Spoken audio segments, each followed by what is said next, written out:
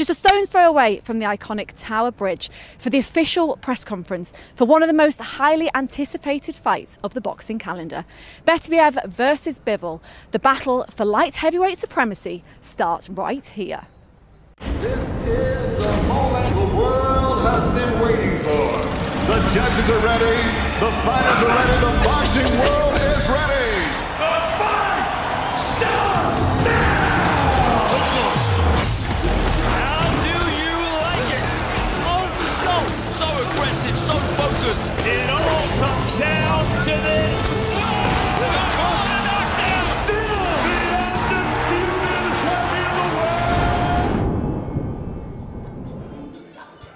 Hello and a very warm welcome to Old Billingsgate Market for the official press conference brought to you live on DAZN. I'm delighted to say joining me is DAZN's very own Barry Jones and Darren Barker. Before we talk about why we're here today, we do have to reflect on last week and what a crazy week it was. Have you recovered? Barely. It was something else. I mean, we've been saying this all the time with these Riyadh season weeks, how they just, when everyone gets better, but it builds as the days go on. And for me, the London one last week was the best of the lot. You know, we've been all around the city. It was fantastic to see different landmarks. And then Saturday, 96,000 people in Wembley Stadium was just, you know, it'll bank as one of my favourite memories in boxing for sure. Yeah, quite something to be part of that week. It was incredible. Like Barry said, the whole week, it just started to ramp up. Being a proud Londoner, it was brilliant to see the different landmarks. But the event itself, I don't think I have the vocabulary, well I don't, to describe it. You know, sat there first and foremost as a fan, to be witnessing that and having a look around and taking it all in, it just shows you where Riyadh season is going and what it's able to do, because that was remarkable from start to finish. It certainly was, and it doesn't stop there. Riyadh season continues on October 12th, that's why we're here today, the fight card. But let's take a look at just how stacked the fight card is.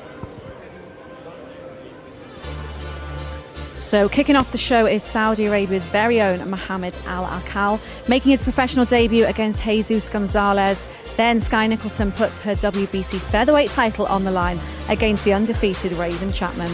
The ever-entertaining Ben Whittaker makes his fourth outing of the year against Liam Cameron. Jai Opetaia makes his first title defence against Britain's own Jack Massey. Chris Eubank Jr looks to reclaim the IBO middleweight title against Camille Szeremeta. Then the chief support of the evening, it is take two for Fabio Wardley against Fraser Clarke after that hotly contested domestic dust-up back in March. Then light heavyweight supremacy on the line, Artur Beterbiev versus Dmitry Bivol for all the marbles. Now, all of those fights on that night are incredible, but there is a first coming your way, happening that night over in Riyadh. I didn't really have big dreams when I started boxing. I just did it because I loved it. I loved that feeling of winning. It was just local home shows, and that feeling of your hard training and your hard work paying off when your hands raised. Skye Nicolson. I do it for the people that have backed me and believed in me from the start. I do it for my family, I do it for my team, and I do it for my country. I love representing my country. I've been a proud Australian on the world stage for years now, and yeah, I do it for Australia as well.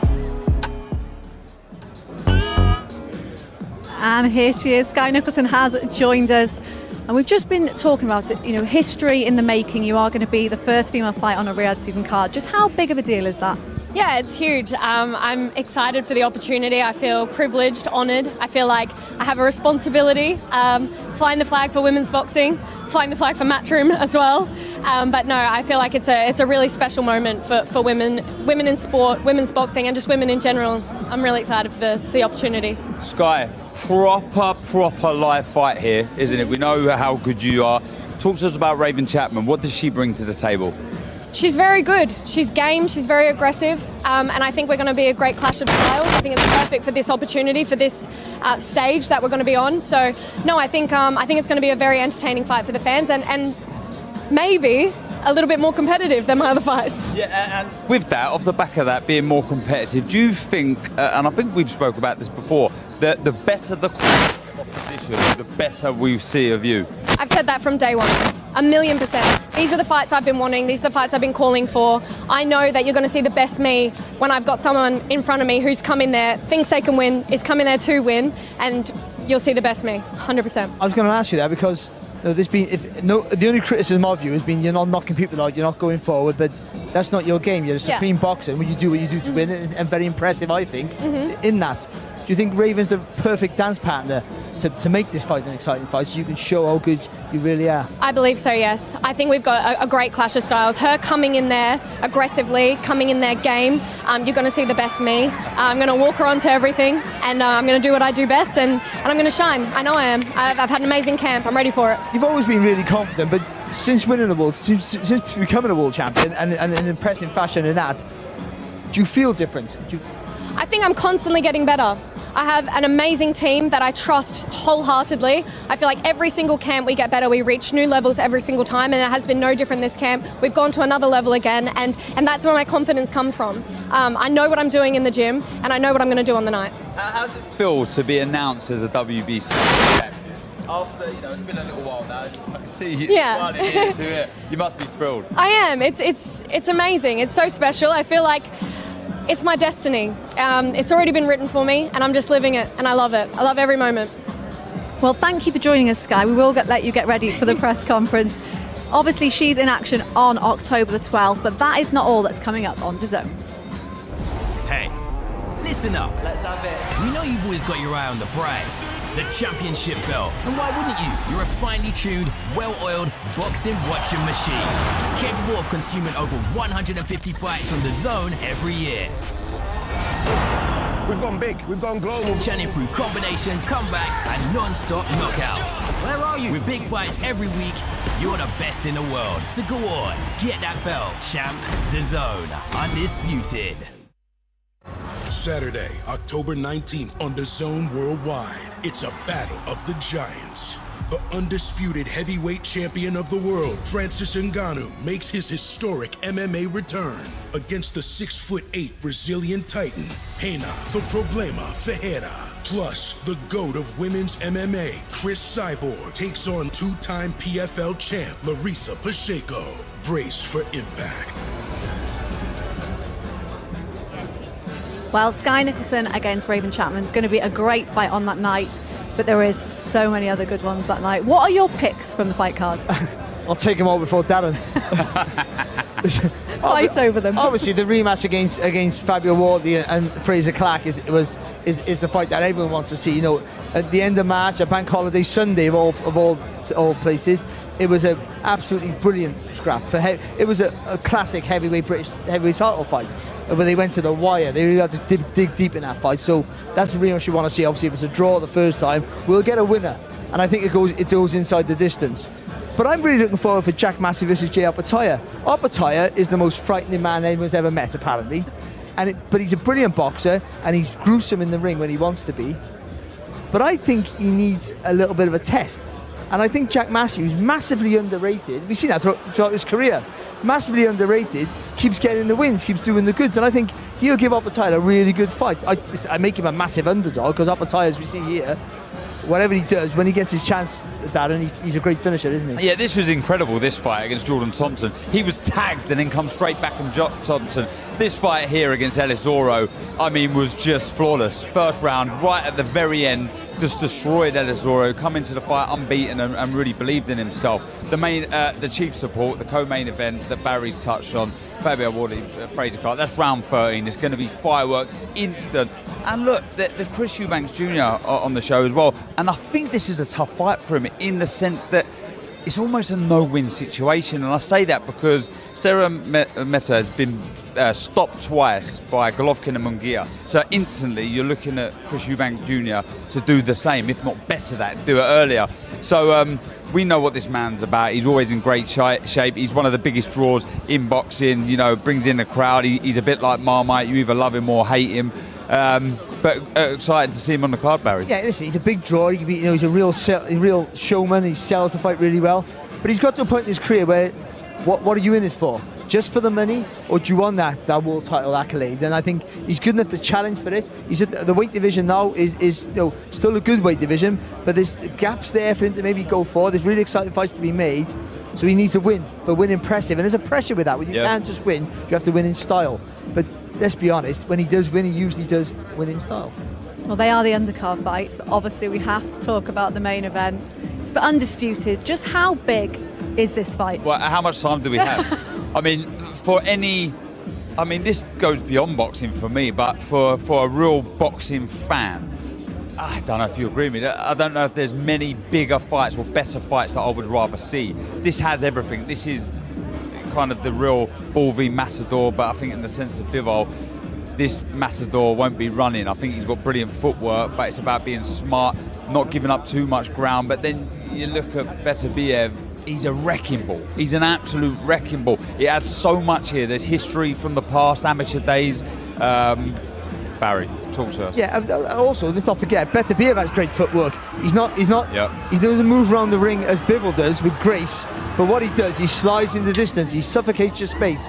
And even against Riyadh, when Riyadh did so well in that fight, was so tough, courageous, he just goes out and slowly beats you up. So he can knock you out in the first round, he can knock you out in the last round. He's knocking out 20-0 with 20 knockouts. He's the only guy in world boxing, a world champion with 100% knockout records.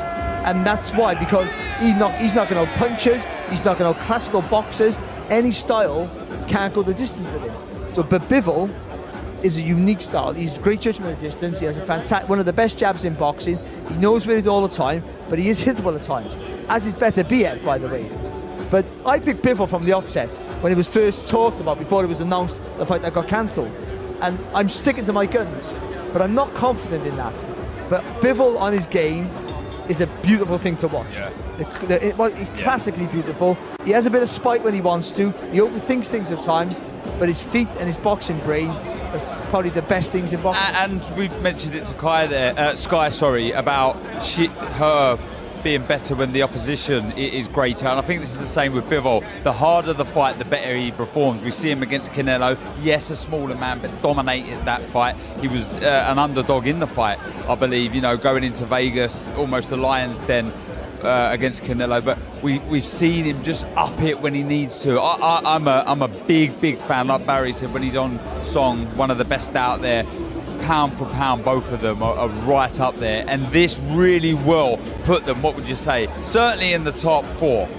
Oh, currently they're 6th and 7th. Yeah. Currently. Yeah. And that's probably about right. But I mean, I think Bam Rodriguez goes above him. But I've got to mention that. That's the list so far. So Bam Rodriguez is 5th. He is above them currently. Yeah, rightly. So whoever made that list is absolutely perfect. But I think but these two will maybe go above that because of what this means. Yeah. And this is a legacy fight. You want to beat that. The good thing about this fight is Bivol might be miles ahead. I'm not quite sure how, but he could be. But every second of that round, concentration is key. Because if he makes one half mistake, Beterbiev can turn your lights out like that. He is that fearsome. He hits so hard. And his engine's good. He looks like he's puffing from round 1. But he's exactly the same pace in round 12. His impression is he's tired, and he doesn't tire. He's an absolute animal. But Bivol is a brilliant fighter. If you ask 100 boxing fans, real boxing geeks, what's their fight to be made, it would be this one. Yeah, because obviously it was meant to happen June the 1st. It's been postponed, but just so good that it is still happening. We see them not happening sometimes when they get cancelled. I'm glad it never happened on that 5v5, because I think it took away from the 5v5, and it would have took away from that a bit. Being the top of bill on its own right, and a great bill it is, but they're clearly the top of it, gives it its own little bit of special credence, I think. So I'm sort of glad. I was worried it wouldn't happen. That's the worry with boxing. Yeah. It disappears. But it happened because this is the only fight they both want. They can't have another fight that gives them any sort of elevation of the world rankings or the pound for pound list. This is the only fight that gives them that extra step up that every boxer's looking for.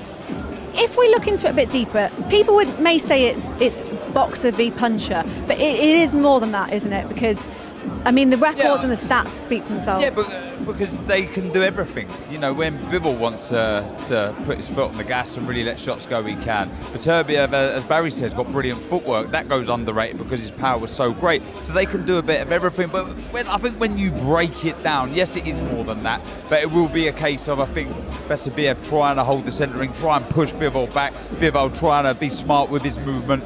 It's got a bit of everything, it really has. There's drama in this. As Barry said, again, you can't switch off for a second here. Though this could go the 12 rounds, and I believe it will go late, regardless. At any second, Beterbiev could turn out Bivol's lights. I'm not so much sure the other way round. I think, you know, you just cannot go to the toilet, you cannot go to the kitchen. You've got to be glued and fixed to that TV. You say that, though. Beterbiev has been dropped in his career. Bivol has never been dropped. Yeah, but ironically, Bivol's looked in more trouble, if that makes any sense. I think he gets up, Beterbiev sometimes squares his feet. And that's a chance for Bivol, who punches correct. See, if you think Bivol got the better jab, the Beterbiev jab is fantastic. He slides in with it. So Bivol will punch and step out. But Beterbiev steals your space. So what works for Bivol so well in other fights might not work in this fight. So when he's bouncing in with the jab and stepping, sliding back out, Beterbiev will nick that space with the front foot with a high guard blocking the shots and suffocate that space. And then he gets you in the corner and he hits you anywhere, Ali. The arms, the leg, and he just makes you feel the power like all punchers do, and then he hits the target clean. And if he can get you on the ropes in the corner where you can't move, you can't get leverage on your punches, you can't pivot, then you're like a rabbit in the headlights. You don't know what to do.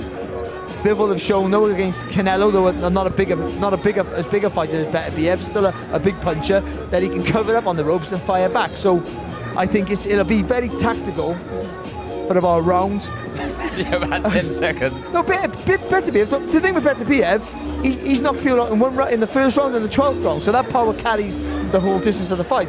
So for Bivol, that concentration, like for every world-class fighter, be able to keep your concentration for 3 minutes of every round for 12 rounds is an impossible task. So you're hoping when that concentration wanes, Beterbiev's not on you. And that's where the beautiful footwork and timing and distance of Bivol might just give him the advantage, possibly. Well, we will carry on with this discussion. We do have a special guest coming in. Chris Billam-Smith is joining us.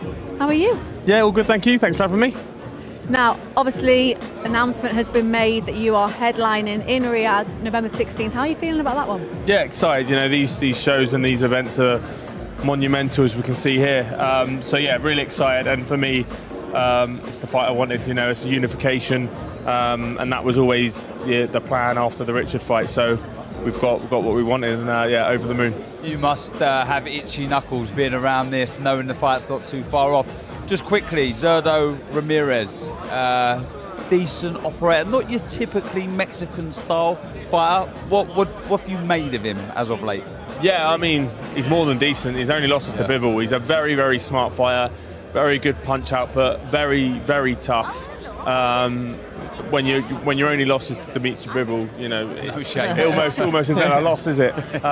So yeah, he obviously 46 wins, 30 knockouts, so he can punch, so tough. Beat a very reputable champion in Gulamirian with a very good performance. Took some blows in that fight as well. So I'm expecting a real hard night's work. So I've got to be absolutely on my A game for sure.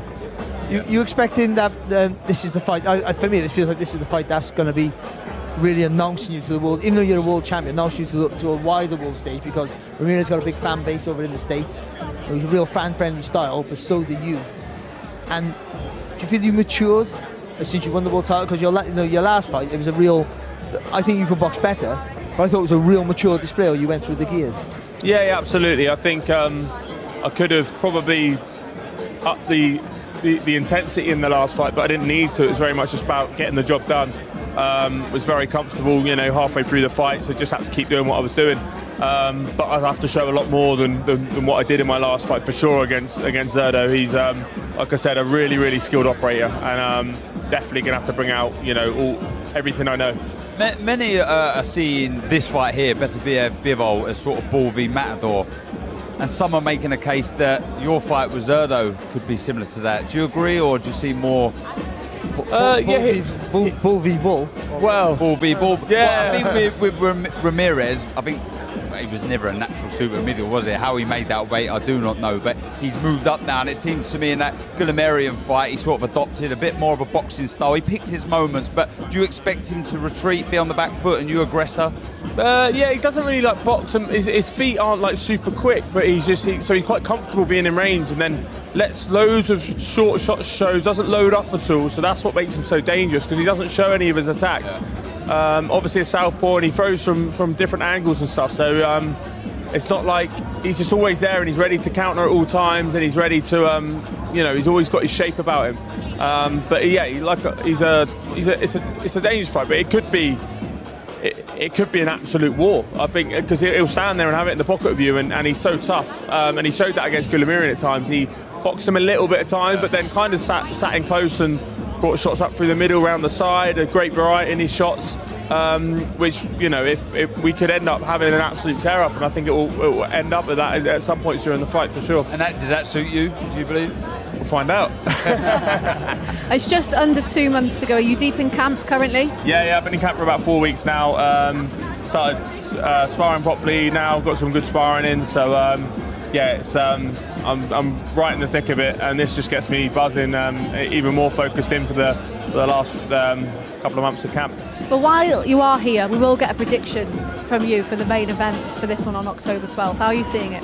I'm going to go Dmitry Bivol, because I've watched him a lot against the Zerdo fight and seen what he does well recently, so you realise how smart he is, how clever he is at moving, and just everything he does it so well, and so I'm probably going to go Bivol on points. Okay.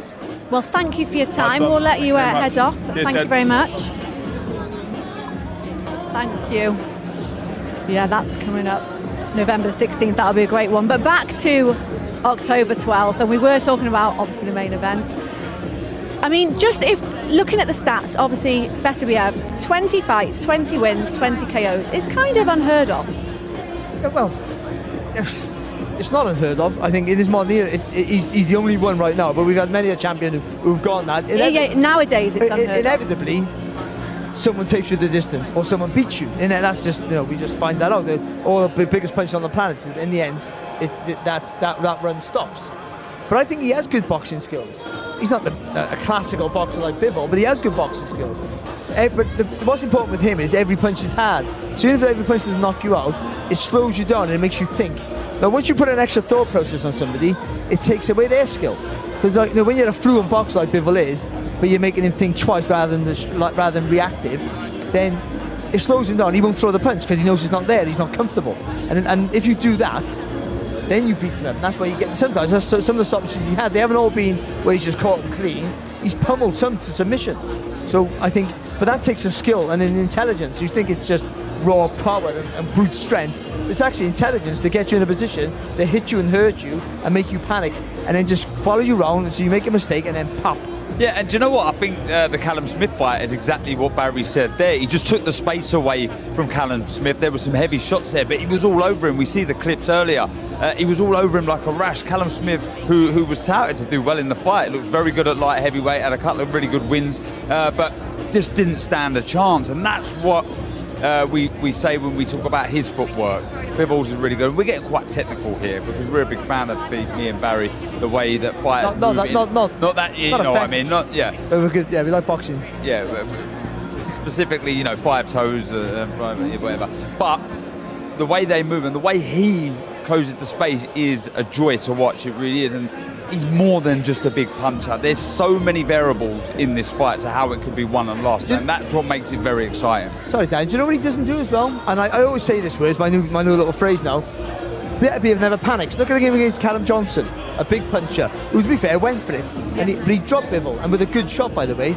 And Beterbiev, sorry, he dropped Beterbiev with a good shot. Beterbiev was hurt, but he didn't panic. Took his composure, and then he went through Callum Johnson, and quite quickly after that. So that's a real strength. But even if you can get knocked down, you're calm all the time. Even against Riyadh, where there was a round where he looked a bit tired, he got hurt. He composed himself very, very quickly. And as you know, Dan, it's very hard to do that. Now, we've been put down and got up. He got up and won. I got up and lost. But you weren't all calm. You just fire back out of instinct. But he keeps it nice and calm, and will Bivol be like that when he gets dropped? I think actually he will. But I mean, Do you think both will get dropped in this fight? I think no. I got a feeling that Bivol might have to get off the floor to win. Yeah, I agree. I'm not sure. Bivol's a big puncher, but I'm not sure. But I was about to say, I'm not sure he can hurt Beterbiev, but Beterbiev, he's been dropped against Johnson, as you said, and that is the first thing that leaves a fighter, is the punch resistance. Barry always says the eyesight is a combination, of the two. When you start aging and you've been around the block, these shots, they start to hurt a little bit more. So there is a chance. I just think, like I say, so many variables to how this fight could be won or lost. That's what makes it so intriguing. Yeah, definitely. Well, I've got to say, quick, Beterbiev, because he's so heavy-handed, he throws his foot forward and squares himself up. That's an opportunity for Bivol to drop him if he can get there. Well, I think that's enough talking from us. You've heard enough from us. So it is time to get this press conference underway. So I'll hand you over to your MC, Thomas Treiber. Ladies and gentlemen, welcome to the Four Crown Showdown press conference for a great night of World Championship Boxing, Saturday, October 12th, from the Kingdom Arena in Riyadh, Kingdom of Saudi Arabia. We would first like to thank the Kingdom of Saudi Arabia and the custodian of the two holy mosques, King Salman bin Abdulaziz Al Saud, His Royal Highness the Crown Prince Mohammed bin Salman, and His Excellency, Chairman of the General Entertainment Authority, Jia, Turkey Al-Sheikh. This great event is being brought to you by Riyadh Season and the General Entertainment Authority, Jia, with Frank Warren for Queensberry Promotions, Bob Arum for Top Rank Incorporated, Eddie Hearn for Matchroom Boxing, Gold Star Promotions, Boxer, and Sella. It will be shown worldwide on DAZN, on TNT Sports Box Office, and the main event only on ESPN+. Let's now welcome the participants. Our first two fighters competing in a scheduled 4-round international lightweight contest. First, from Sucre, Colombia, here is Jesus Gonzalez.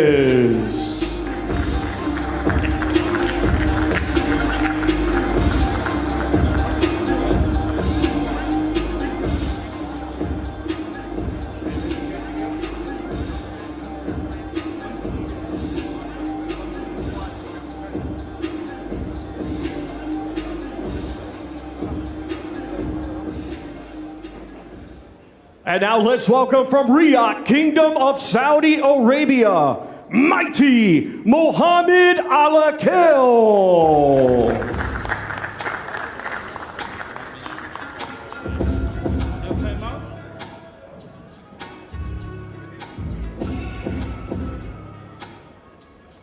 Our next two fighters will be competing in a scheduled 10-round contest for the women's WBC Featherweight Championship of the World. Let's first welcome from High Wycombe, England, the undefeated current women's WBC International Featherweight Champion, Raven the Omen Chapman.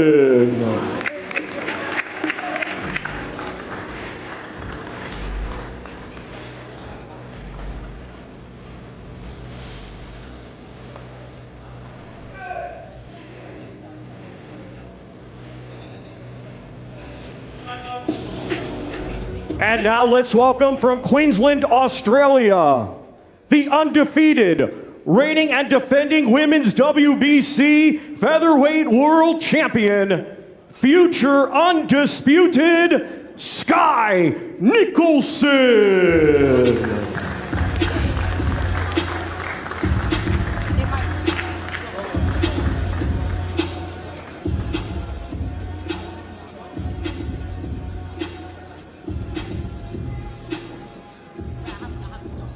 Our next two fighters will be competing in a scheduled 10-round contest, and it will be for the IBF International Light Heavyweight Championship. Let's first welcome the challenger from Sheffield, England, the former Commonwealth champion, Liam Cannonball Cameron.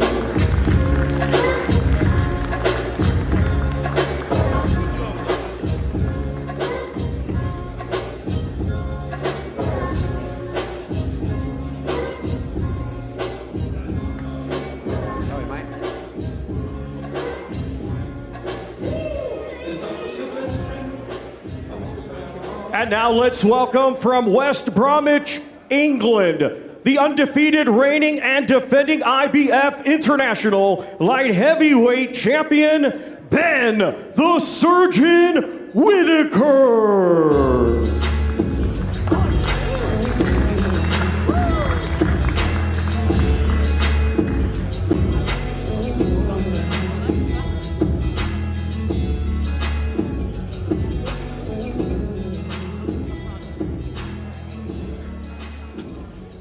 Our next fighter will be competing in a scheduled 12-round contest for the IBF Cruiserweight Championship of the World against the defending champion Jai Opetaia. Let's welcome from Manchester, England, the challenger and current EBU European and Commonwealth Cruiserweight Champion, Jack One Smack Massey.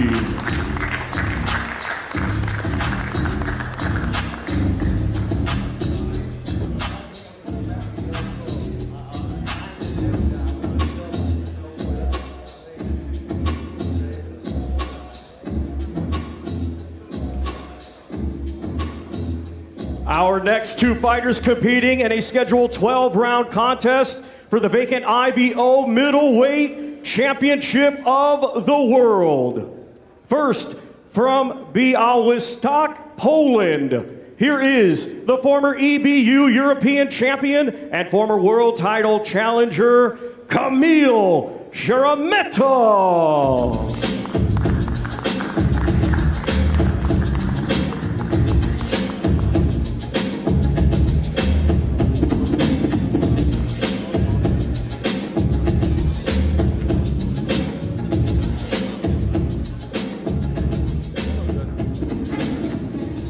And now let's welcome from Brighton, England, the former British champion and former IBO Super Middleweight World Champion, Chris Eubank Jr.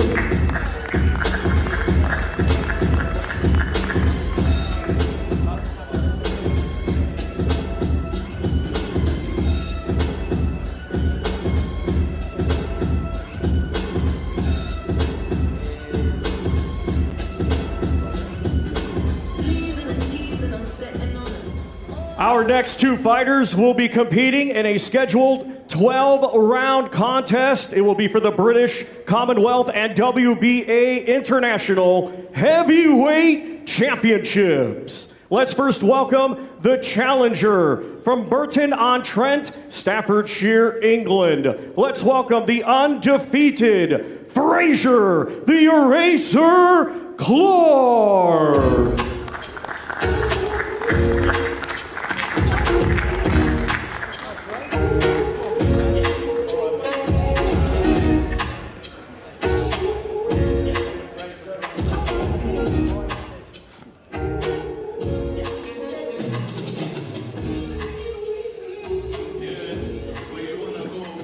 And now let's welcome from Ipswich, England, the undefeated reigning and defending British, Commonwealth, and WBA International Heavyweight Champion, Fabio Wardley.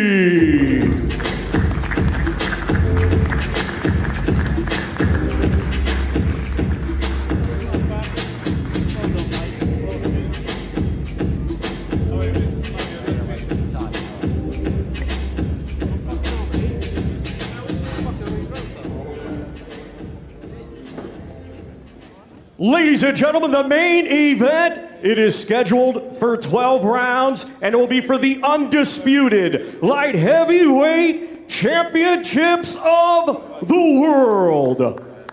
Let's first welcome the undefeated, reigning and defending WBA and IBO light heavyweight champion of the world, Dmitry Bivol.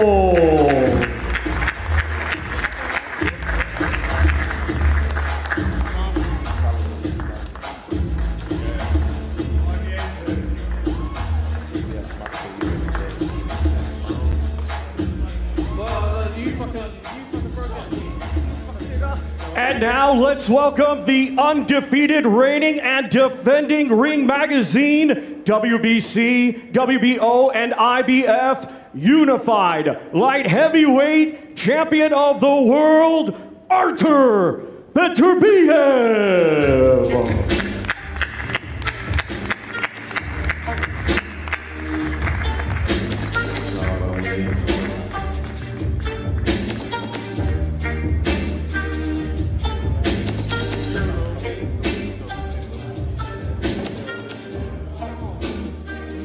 And now, here is your host, Mr. Adi Oladipo.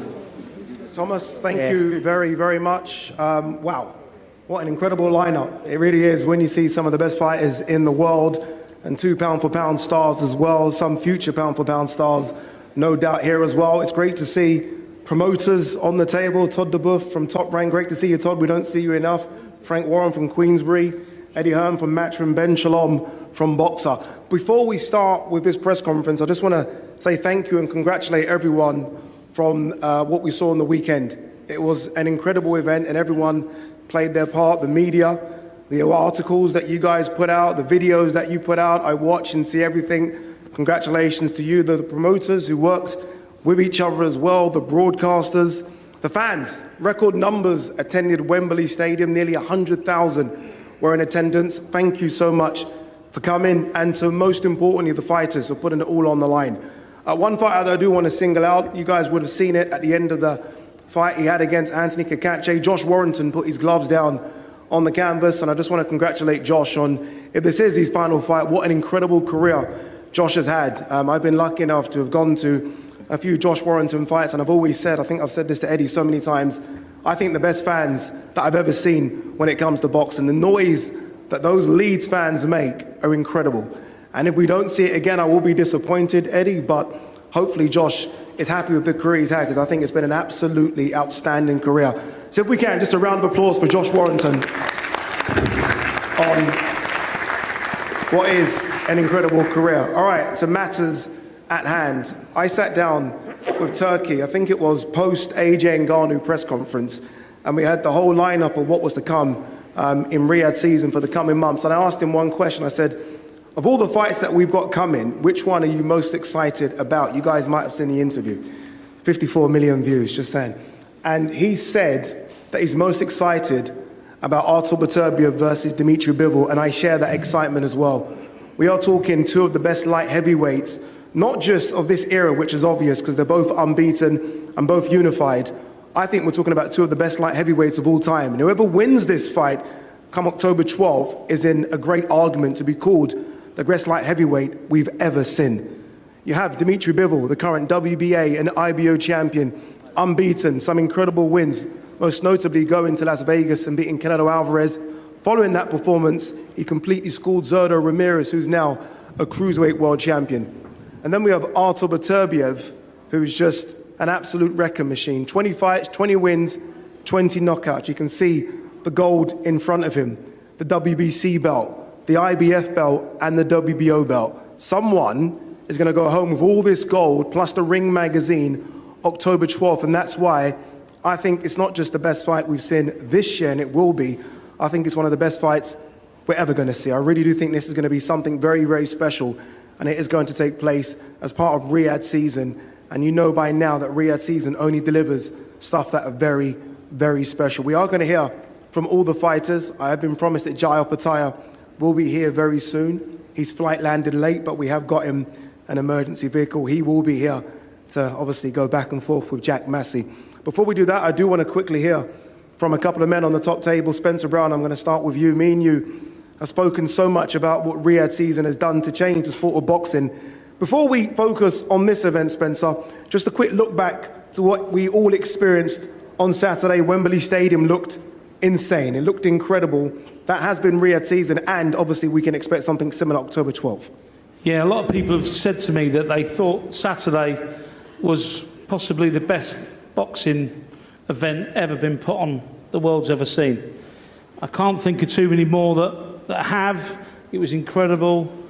The result was maybe unexpected for a lot of people. But just the whole thing was incredible. The stars were there. Just the whole build-up to it. Wembley way, you walked up there was like England was playing.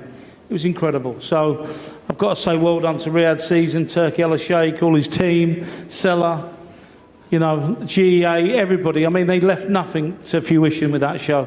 Everything was bang on.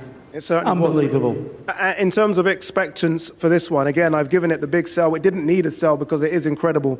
But Dmitry Bivol versus Artur Beterbiev for all the marbles is just sensational. It just keeps rolling on. It's show after show. I mean, this fight is, I think, if you're a boxing fan, is a must-see fight. We had the injury first of all. It's all come back round. We're now here with it. I just can't wait. But, there's a few milestones here today. We've got the first time two ladies are fighting in Riyadh. I'm looking forward to that one.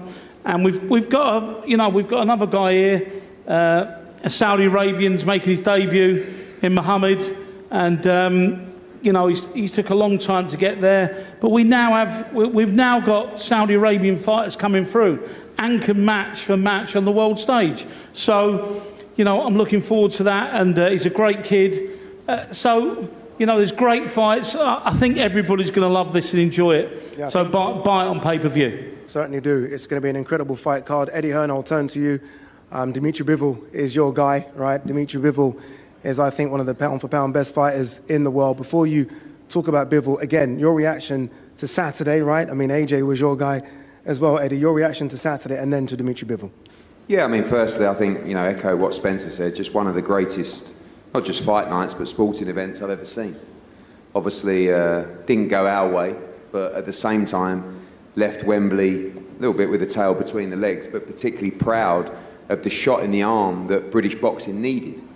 And that shot in the arm was provided in the most unexpected way via Riyadh Season, which, with this event, Bivol Beterbiev, which we'll come on to, will mark 1 year, really, since big-time boxing began in Riyadh Season. And what has happened is incredible. And I will take a time just to say I still can't understand the negativity and moans from some people.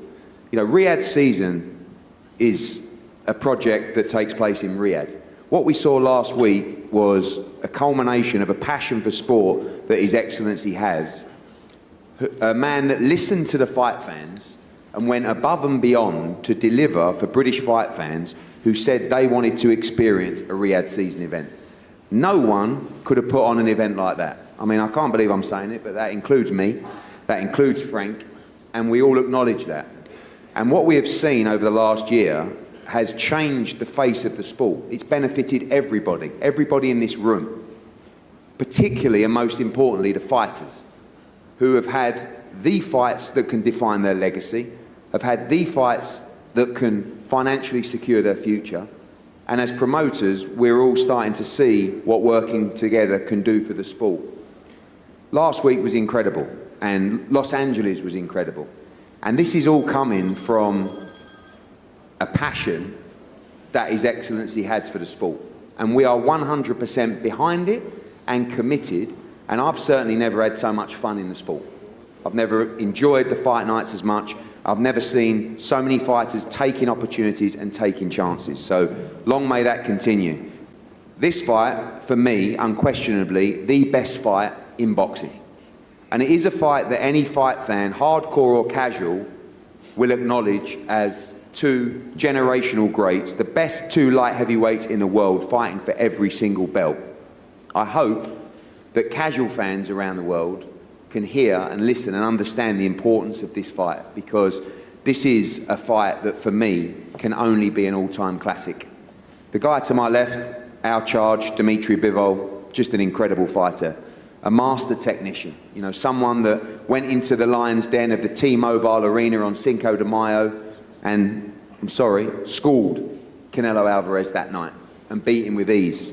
This time it's a bigger challenge physically. One of the all-time great light heavyweights in Artur Beterbiev, a machine. And you have two immovable forces meeting for the undisputed light heavyweight world championship. And I think what a fantastic way to kick off Riyadh Season with the very best fight in the sport. And the undercard, every single fight on the card can headline its own show.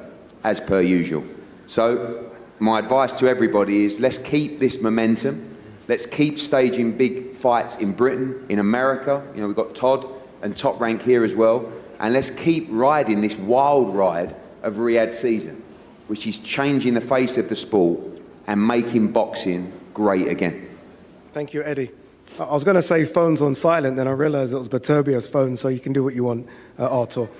Frank, Riyadh season's been insane, right? Incredible. Eddie mentioned it would be a year once this fight rolls around. Jai, great to have you in the building as well, Jai. It would be a year since the first Riyadh season event, Tyson Fury versus Francis Ngannou. How would you sum up the 12 months so far in Riyadh season?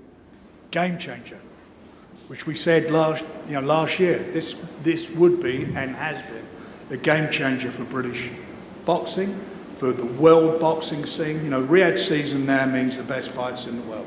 That's what it is. If you say Riyadh season, they're the best fights in the world. That's what's been delivered. The fights that the fans want to see. And I just want to add, before going on about it, I just want to add to what Eddie said. Why is there criticism here? I don't get this whatsoever. You know, people, a small minority of people complaining about a national anthem being played. The clue is in the name. It's called Riyadh season.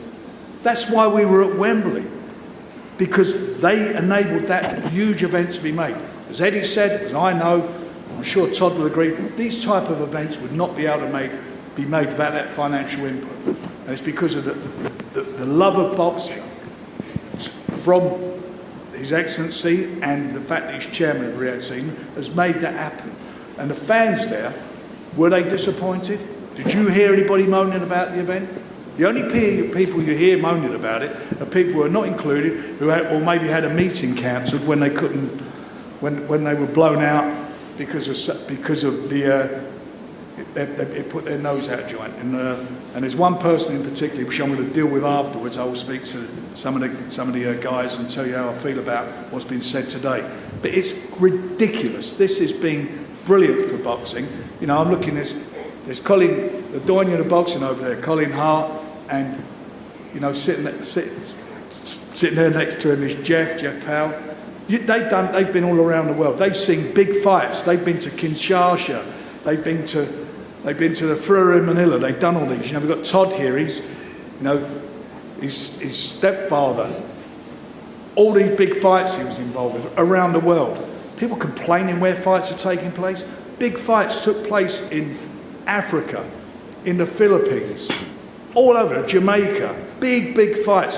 What's the moan about all this? I don't get it one little bit. The fights are happening, the fans are getting what they want, which are the big fights, great fights. And here we are today. We're involved with a show that's got another great fight, the Game of Thrones. These 4 belts on the line, 2 undefeated fighters, 43 fights between them, undefeated. You know, one of them has the most perfect record, 20 fights, 20 knockouts. This is something special, and it's happening because of Riyadh season. You guys, how long have you been trying to get it on this fight? Everybody's been trying to make this fight happen. It's not happened. And now because of Riyadh season, it is. And you know what? These guys are getting well paid for it as well. Big money. In the most dangerous of all sports, getting paid great purses. What is there to complain about? The fans are doing well, the boxers are doing well, and yes, by the way, we're doing well. We work hard. That's what we're doing. We're professionals. We're not amateurs. And I certainly am not really an apologist for anything that's happened. It's been brilliant for British boxing, and it's certainly been brilliant for the boxers that I've been involved with. 5v5, how would that have happened? Would we have been talking about that? No, we wouldn't have been talking about that. That happened because of Riyadh season.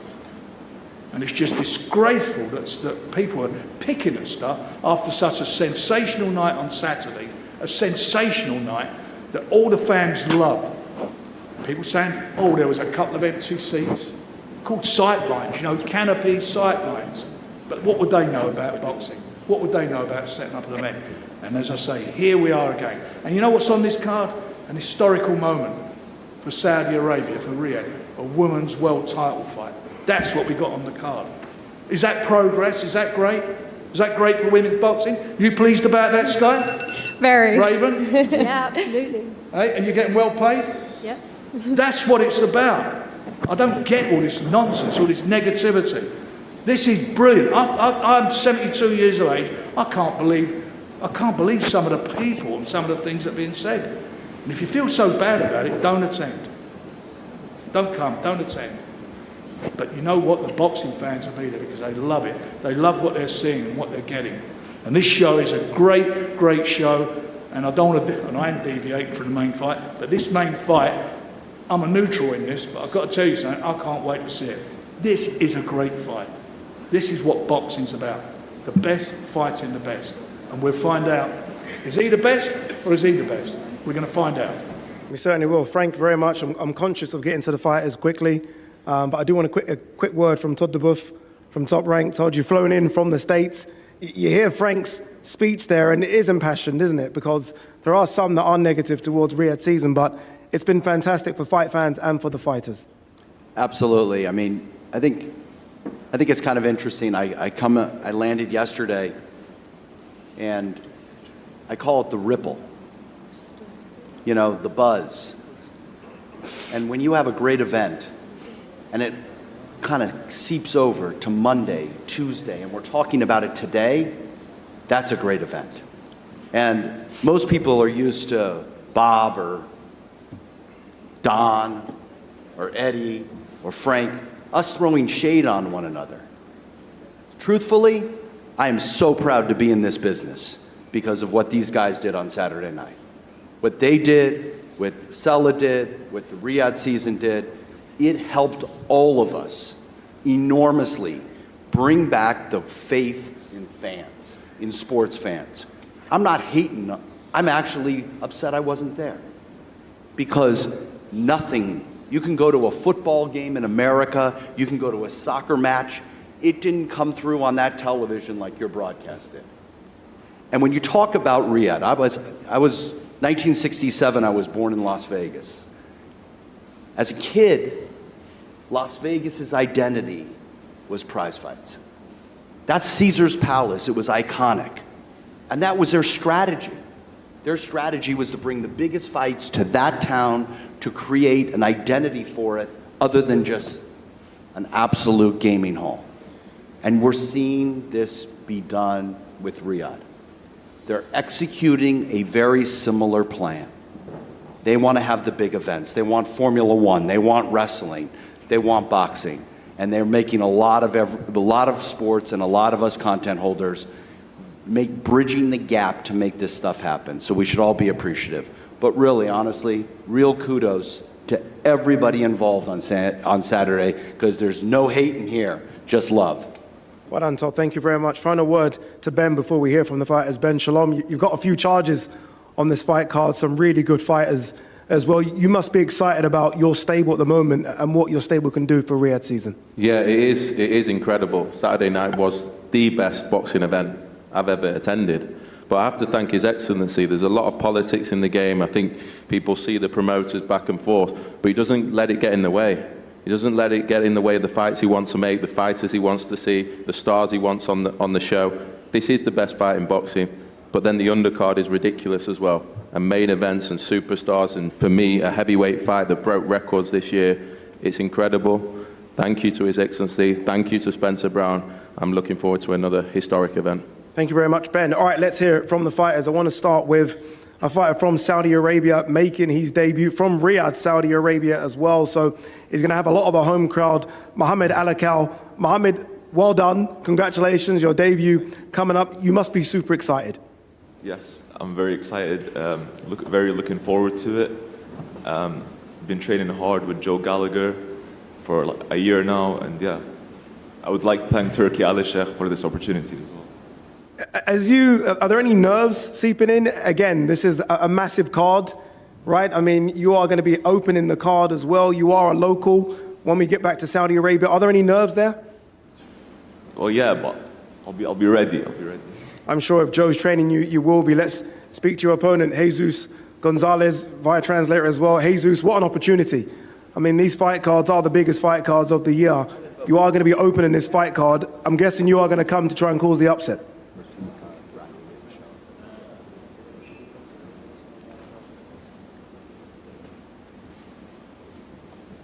Bueno, primero que todo, mi Dios me los bendiga a todos los presentes.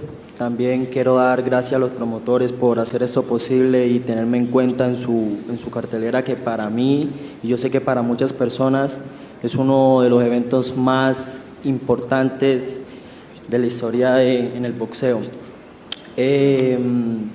Cabe mencionar que estoy muy feliz también por Arabia, por abrirme las puertas, y claro está mi oponente también por aceptar la pelea conmigo. Nada, pues con un gran honor, feliz me siento, y pues a darla toda y agradecido vuelvo y digo. So basically he's saying God bless you all. He's a very religious guy, so God bless you all. He wants to really thank the promoters, all of them. He really wants to thank Arabia Saudi as well to give him this opportunity. It's one of the best events in history of boxing, and he wants to thank his opponent team as well for picking him up to fight. It's a great honor. He's over the moon, and of course, he's going to be at the top of his game. He's going to try to be the surprise of the event. Thank you very much. Jesus Mohamed Alakal versus Jesus Gonzalez will open the card October 12th. Many have asked about a female fight on Riyadh season card. I've spoken to His Excellency Turkey about this so many times, and he said we're waiting for the female fight. And I think we have one now. Skye Nicolson, unbeaten, the current WBC featherweight champion. Raven Chapman, unbeaten, WBC international champion. It's only right that they meet to open Riyadh season. 4 females to fight there. Skye, I want to start with you first, the champion. You've got a smile on your face already. You've been waiting for this opportunity. You've called out Amanda Serrano for ages. It's not Amanda, but it's a tough one in Raven Chapman. How excited are you to be fighting on a Riyadh season card? I'm very excited. Obviously, I'd like to thank His Excellency for the opportunity. I think this is a better fight than me versus Serrano anyway. I have a lot of respect for Raven. I think we're going to be a great clash of styles, and I'm just very, very honoured for the opportunity. In terms of sort of matchups, you're always confident when you go into your fights. You've barely been hit in any of your fights. Are you expecting a lot more from this, given her CV? Yeah, I'm prepared for anything and everything on the night. I've levelled up again this camp, and whatever Raven brings, we've got an answer for it. Raven, to you, what was it like when you got that phone call? It's a big phone call to pick up as well. One of the ones you don't want to miss, but you did answer it. You're here now. Excitement? Yeah, massively. Just want to thank everyone involved to have made the fight happen. Turkey Al-Sheikh, Frank, Eddie. If it wasn't for them, this fight wouldn't be happening, and women's boxing wouldn't be on Riyadh season yet. And like Skye says, I think this is a great first fight for the women's fight to be on there. Great clash of styles, and I'm just really looking forward to getting women on that big stage and putting on a performance. I was going to say that the importance of it, obviously, look, it's a world title fight, and that's first and foremost, but the fact that you're going to be the first women's fight on a Riyadh season card, I mean, your name's forever going to be etched in history for doing that. That must mean so much to you. Yeah, it's huge. I was just talking about before, there's not a lot of things now to make history, and to still be able to be part of something to go down in the history books is really humbling, and a massive part of why I do this as a fighter as well, as a woman in boxing, and just hopefully make it clear that it doesn't matter what gender you are, man, woman, you should get the opportunities that you deserve. I know your journey to this point, so congratulations as well. I think it's a fantastic opportunity for both of you. Skye Nicolson versus Raven Chapman. Ben Whittaker versus Liam Cameron is on this card, and I've been begging for Ben to get on one of these Riyadh season Saudi cards for so long, because I think he's a superstar already in and out of the ring.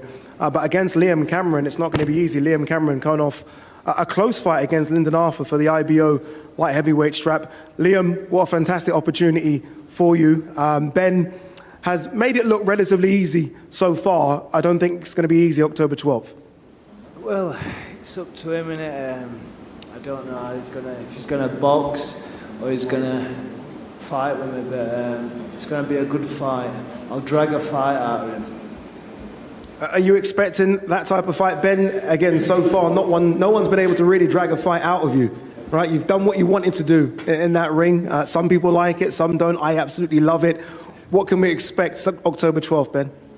I'm not really concerned what he brings. I'm more concerned about the DJ, because I don't know what music he was playing when I was walking up here, so just make sure he sorts that out for Saudi. Any pressure on you? Again, a lot of people have been calling for you to be on these big cards. Obviously, look, you've been on big cards with Boxer, but this is something slightly different, right? Any pressure on you to perform? I truly believe that this is the stage I was meant to be on. And come October 12th, you'll see why I'm so special. Liam, final one from you. You would have watched these fights, all of them. Your team would have studied these fights as well. Why are you so sure and confident you can beat Ben Whittaker? I've watched 2 of his fights, and I know he won with a silver in the Olympics. And me and my girlfriend were watching it. We were laughing, not at him, but like, because he's funny how he makes his opponents miss. So we were like laughing, but he's not going to be able to do that. You have to put your hands up in boxing. So far, his hands have been down and they've been successful, so it should be a good one. Ben Whittaker versus Liam Cameron. I do believe Ben will be pushed more than he's been pushed in previous fights. All right, I think the best cruiserweight in the world, Jai Opetaia, will take on Jack Massey. Jai, first of all, thank you for making it here, Jai. I know you had a bit of an issue in getting here, but you are here.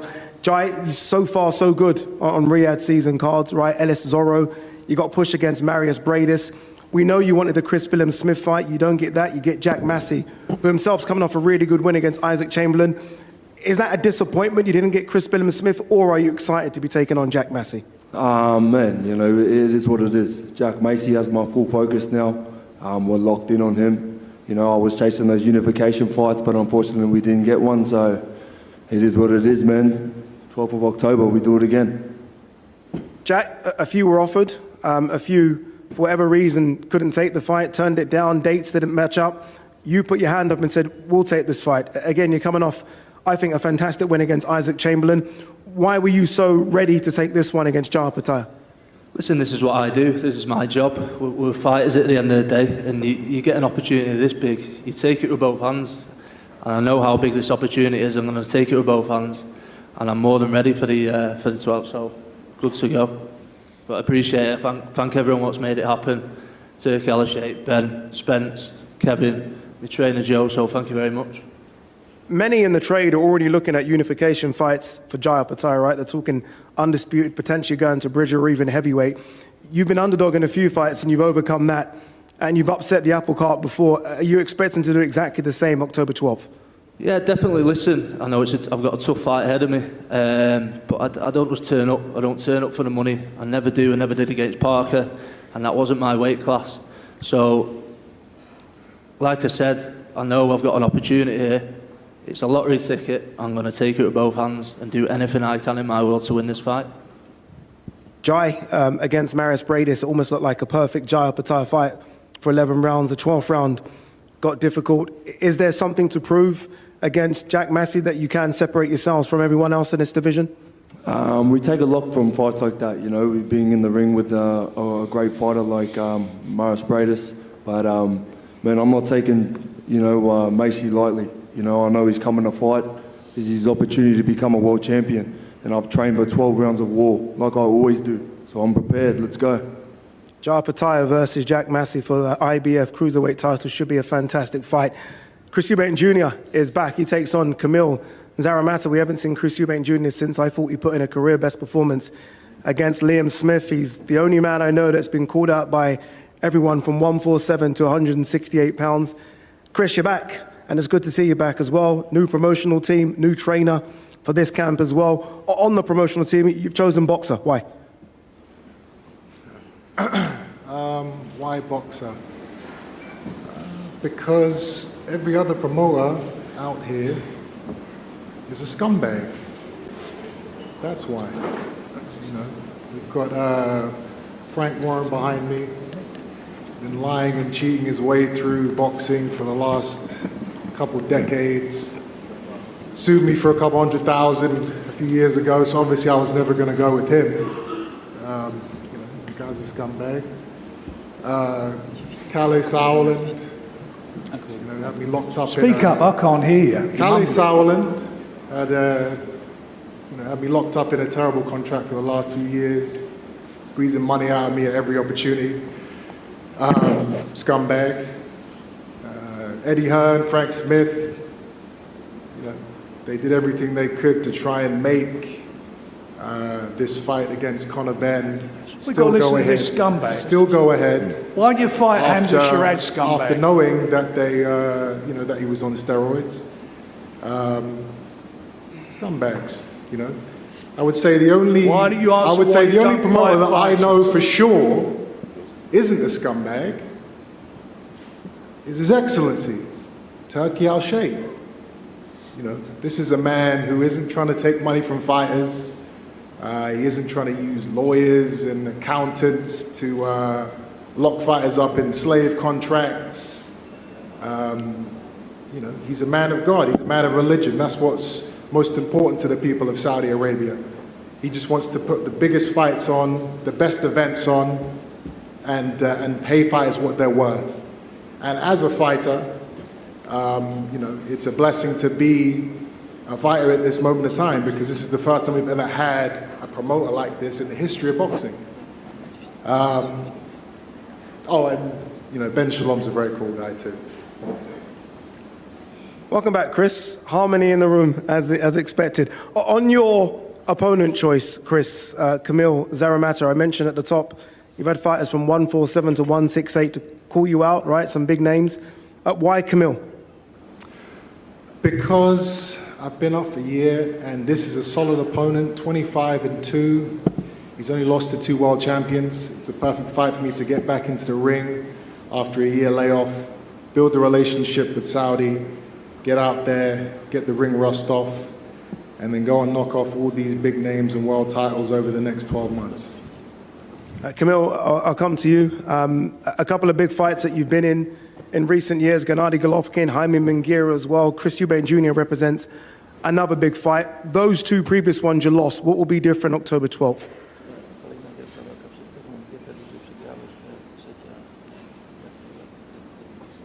Witam wszystkich. Po pierwsze chciałbym bardzo podziękować wszystkim organizatorom, którzy przyczynili się do tego, że mogę tu wystąpić. Hello everyone. First of all, I would like to thank to the promoters, to the organizers. Bardzo cieszę się z tej walki, na pewno będę chciał wykorzystać, aczkolwiek walkę z Chrisem stawiam na najważniejszą walkę w mojej karierze. I'm really happy I'm here. I can tell you that this fight with Chris will be the most important in my career. We all saw Chris against Liam Smith in his first fight have some troubles. Have you taken any comfort from that, knowing that he can be hurt? We saw him get knocked down and knocked out. Have you taken any comfort from that? I didn't get knocked out. I was on my feet and the fight got stopped by the referee. Get your facts straight, please. Apologies, he was on his feet and the fight got stopped by the referee. Właśnie po to ciężko trenuję, tak, żeby móc wykorzystać tutaj słabości Chrisa, wejść do ringu, dać siebie wszystko i wygrać tę walkę. That's why I train hard to find some maybe weakness or weak sides, but I promise I'm gonna give my best. I expect this to be an exciting fight. As I said, it is great to see Chris Eubank Jr. back. Chris Eubank Jr. versus Kamil Szeremeta. Our co-main event is, I think, a very special one in the heavyweight division. The British heavyweight scene, as we know right now, is one of the best scenes in world boxing. And I think we have 2 guys here that are very, very close to mixing it with a very elite in the division. Their first fight, I think, could be potentially fight of the year. And they go again. I think it isn't round 1. I think it's a continuation of the first fight. So I think it's round 13. Fabio Wardley versus Fraser Clarke. Both of you have watched this fight now, I'm guessing, so many times. Are we okay in saying that this fight was a draw? I'll start with you, Fabio. Well, it depends who you ask, really, but no, I don't think it was a draw at all. I think I pressed the fight, I pressed the action. I had him going in the fight numerous times. I had him down, got a point deduction. I think there's many a point there that proved that I won the fight, but set up for a bigger rematch, so there's not too much to complain about. We get to come back to, well, at least I do. I get to come back to Riyadh, do it on a massive show, on a massive card, and finally settle the score properly. Was there any hesitation in taking the fight? Not because you didn't want to fight Fraser, but maybe for other opportunities? No, look, I'm in a fortunate position. I've got 4 belts at the moment. I'm ranked in the top 10 with multiple governing bodies, so I have options. But look, there was some unfinished business there. There were some bits to settle. I'm not the type of person to leave things to lie. I want it finished off. I want it done. I want that chapter ticked off to move forward. So, yeah, look, whilst we played around with a few other options, realistically, the only real thing was to finish off Fraser. Fraser, I feel like I know exactly what you're going to say if I ask you, did you win the fight or was it a draw? You're going to say you won the fight, so we're going to skip that one very quickly. How much did you want this rematch, Fraser? It seemed like you were calling it from the very beginning. Yeah, before I got back to the changing rooms, this is the fight that I wanted. You know, draws don't sit well with me. You could see I was devastated at the end of the fight. And I'm glad we got it on because, quite frankly, you know, I've had a lot of good things to say about Fabio since that fight. But now we're here and now I've seen him. I just can't wait to smash him in the face again. So I'm glad it's here. Do you feel like it was a fight of two halves? Maybe Fabio started very strongly, you started slowly, but then you maybe got your momentum the second half. Do you feel like you need to start faster this time round? You know, we have a game plan, of course we do. But listen, I'm a reactive fighter. I'll go in there and do what I need to do. Again, a really good fight, great entertainment for everyone else. But I look back at that and just see mistake after mistake, which I made. Obviously, I've gone to the gym and I've done my best. You know, I've put the work in, really put it on myself to iron out them creases and right them wrongs.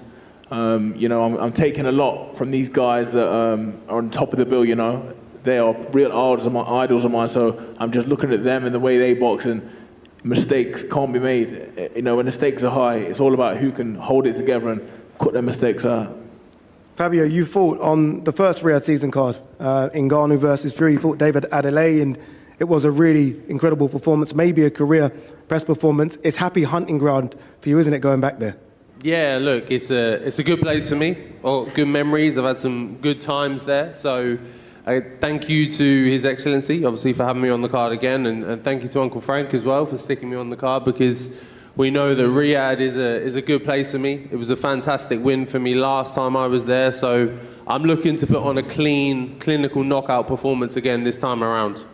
Fantastic. Again, I think an incredible co-main event, British heavyweight title alongside, as you can see there, the Commonwealth heavyweight title, Fraser Clarke versus Fabio Wardley. Our main event, the one that a lot of people are very, very excited about, and understandably so. Again, it is for the undisputed title as the #1 light heavyweight, not just, again, I'll repeat myself, not just of this era. I think arguably one of the #1 light heavyweights of all time, Dmitry Bivol versus Artur Beterbiev. I do want to bring in Vadim Kornilov, part of Dmitry Bivol's team, Dmitry Bivol manages so many good fighters. But Vadim, he's the crown jewel in your stable. Talk to me about Dmitry Bivol, just how special a fighter he is. Thank you. Dmitry obviously has proved a lot already in his career, and I think everybody knows why he's special and what makes him special. But I just want to say, and I'll probably repeat myself, but I want to say how much we appreciate all of Riyadh and His Excellency Turki Al-Sheikh, because at the end of the day, we've always said that this fight would happen, but we never knew how and in what what type of a fight it would be, what level of a show it would be, and now we see that this fight is getting the attention and the type of hype that it deserves, because like Eddie and everybody mentioned, it's probably one of the most competitive fights in the sport, and it's probably one of the biggest fights we're going to see this year. And I just want to say that we're looking forward to October 12th. We appreciate very much everything that's been done bringing up to this fight, because for us it's kind of been a build-up to the fight. I want to say thank you to Eddie, Frank Smith, all of Matchroom, Andrei Rybinski from World of Boxing, who's been with us from the beginning, Queensberry, DAZN, Spencer, and everybody involved. And definitely appreciate Top Rank and Artur Beterbiev, and we look forward to a big event. Dmitry has had an amazing camp. Hopefully everything goes well towards October 12th, and we look forward to this fight. Thank you very much, Vadim. Before we speak to Dmitry Bivol, Todd, I want to get a word. Obviously, Artur is your charge and has been from the get-go. Look, highly ranked by everyone when it comes to pound-for-pound rankings. I don't see his name worse than #5. A very, very special fighter, 20 wins, 20 fights, 20 knockouts, an incredible record. Just how special is Artur Beterbiev? You know, when we come into the fight game, the one thing we really like is we like that absolute determination when somebody goes for the absolute destruction. And every time Artur gets in the ring, he just goes to terminate. And when I first met him in Canada, I was scared out of my mind sitting at a table. Frank and I are right now just shaking in our boots right now because the guy is an absolute animal. You just feel it. And last press conference, he says, I don't say much. I say, well, 2 words. He knows. That's all he said. So for the lack of speaking that he gives, he puts on an incredible performance.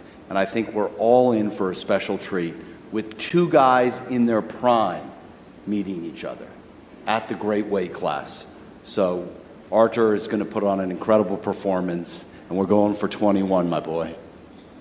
Certainly are. Let's welcome in the current WBA and IBO champion, unbeaten Dmitry Bivol. Dmitry, it's been an incredible journey so far.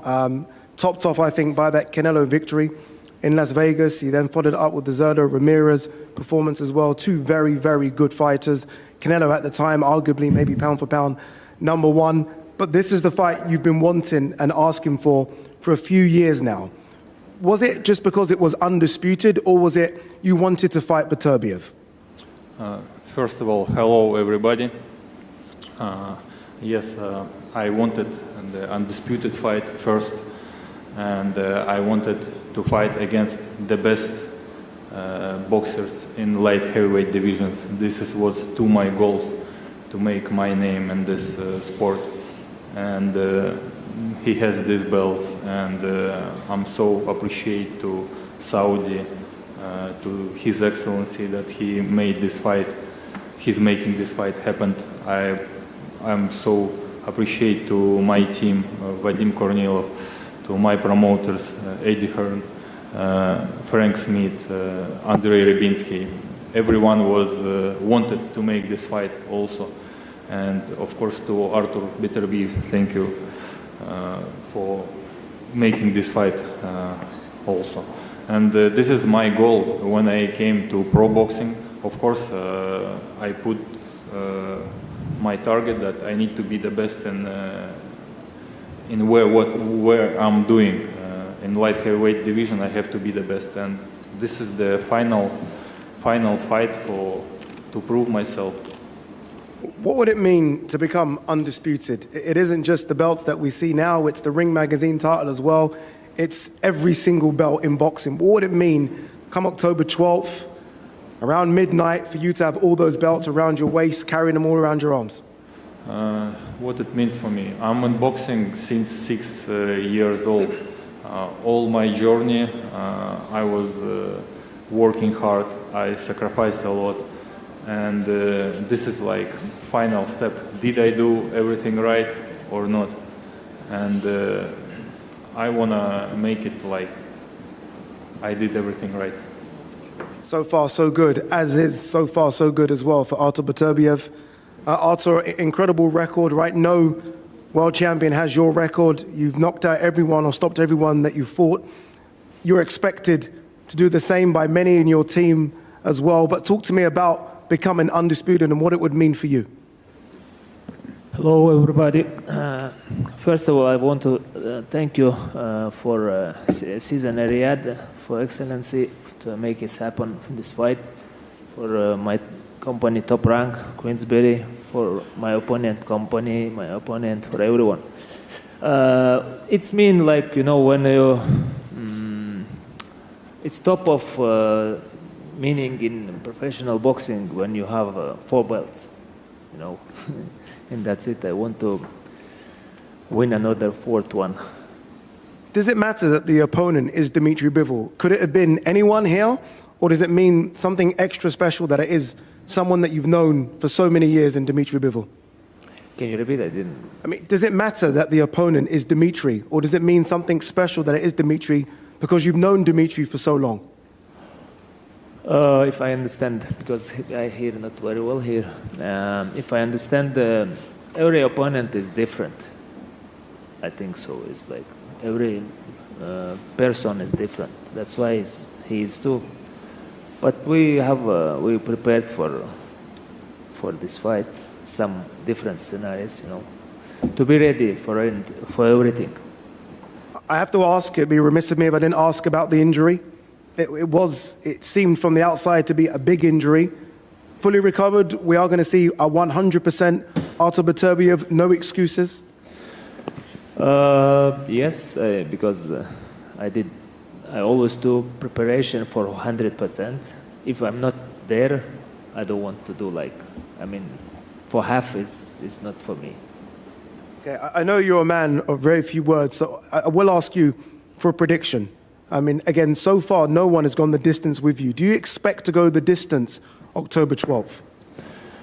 I never did prediction, but, and I never want to knock him out someone, It's happened I always more focus for different details, to prepare, to do good things. For me, good things. And again, for both of you, so far so good, 2 unbeaten fighters. This is what we want, right? The best meeting, the best, undisputed, everything on the line, and it will be on the line, not just for these fighters, but everyone on this card as well. Before the fighters do a face-off, and I'm really intrigued about some of these face-off, we have a trailer to show you. Everyone's excited about the trailers. I am as well. I've not yet seen this one, but I've been told it is incredible. Here's the trailer for Dmitry Bivol versus Artur Beterbiev, the 4-Crown Showdown.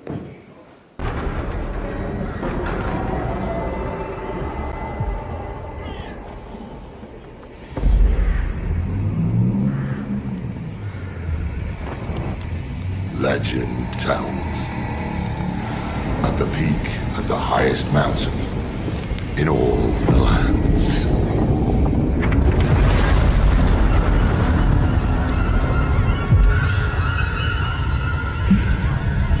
there lay dormant for thousands of years.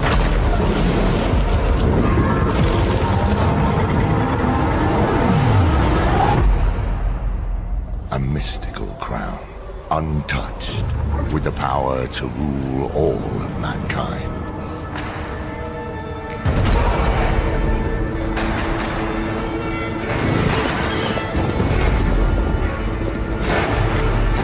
Lusted by men.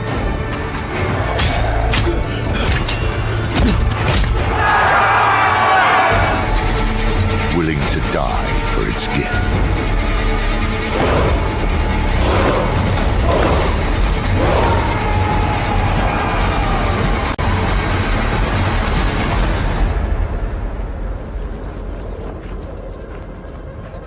Sacrificing everything.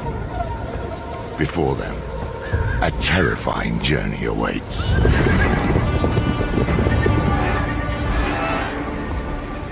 In my lifetime, I have seen many strong and brave warriors pass this way to claim the crown. I have not seen them since.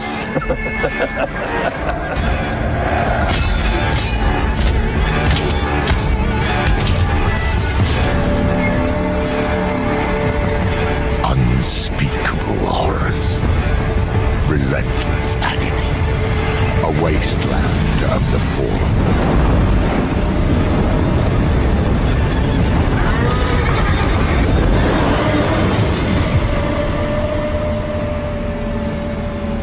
Hunted from the shadows, they danced with death.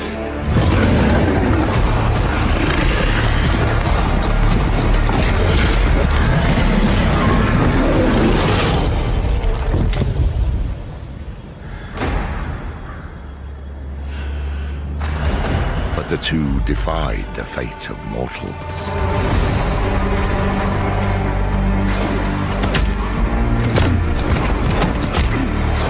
Knocking down thousands before them.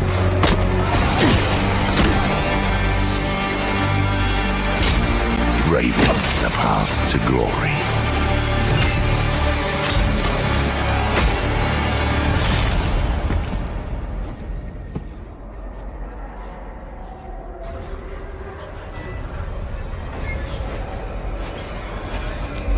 challenging every fiber of their being.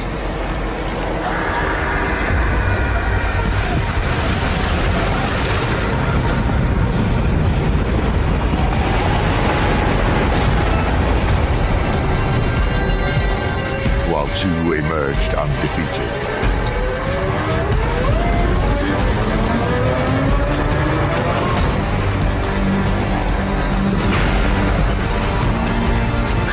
There could be only one possible outcome.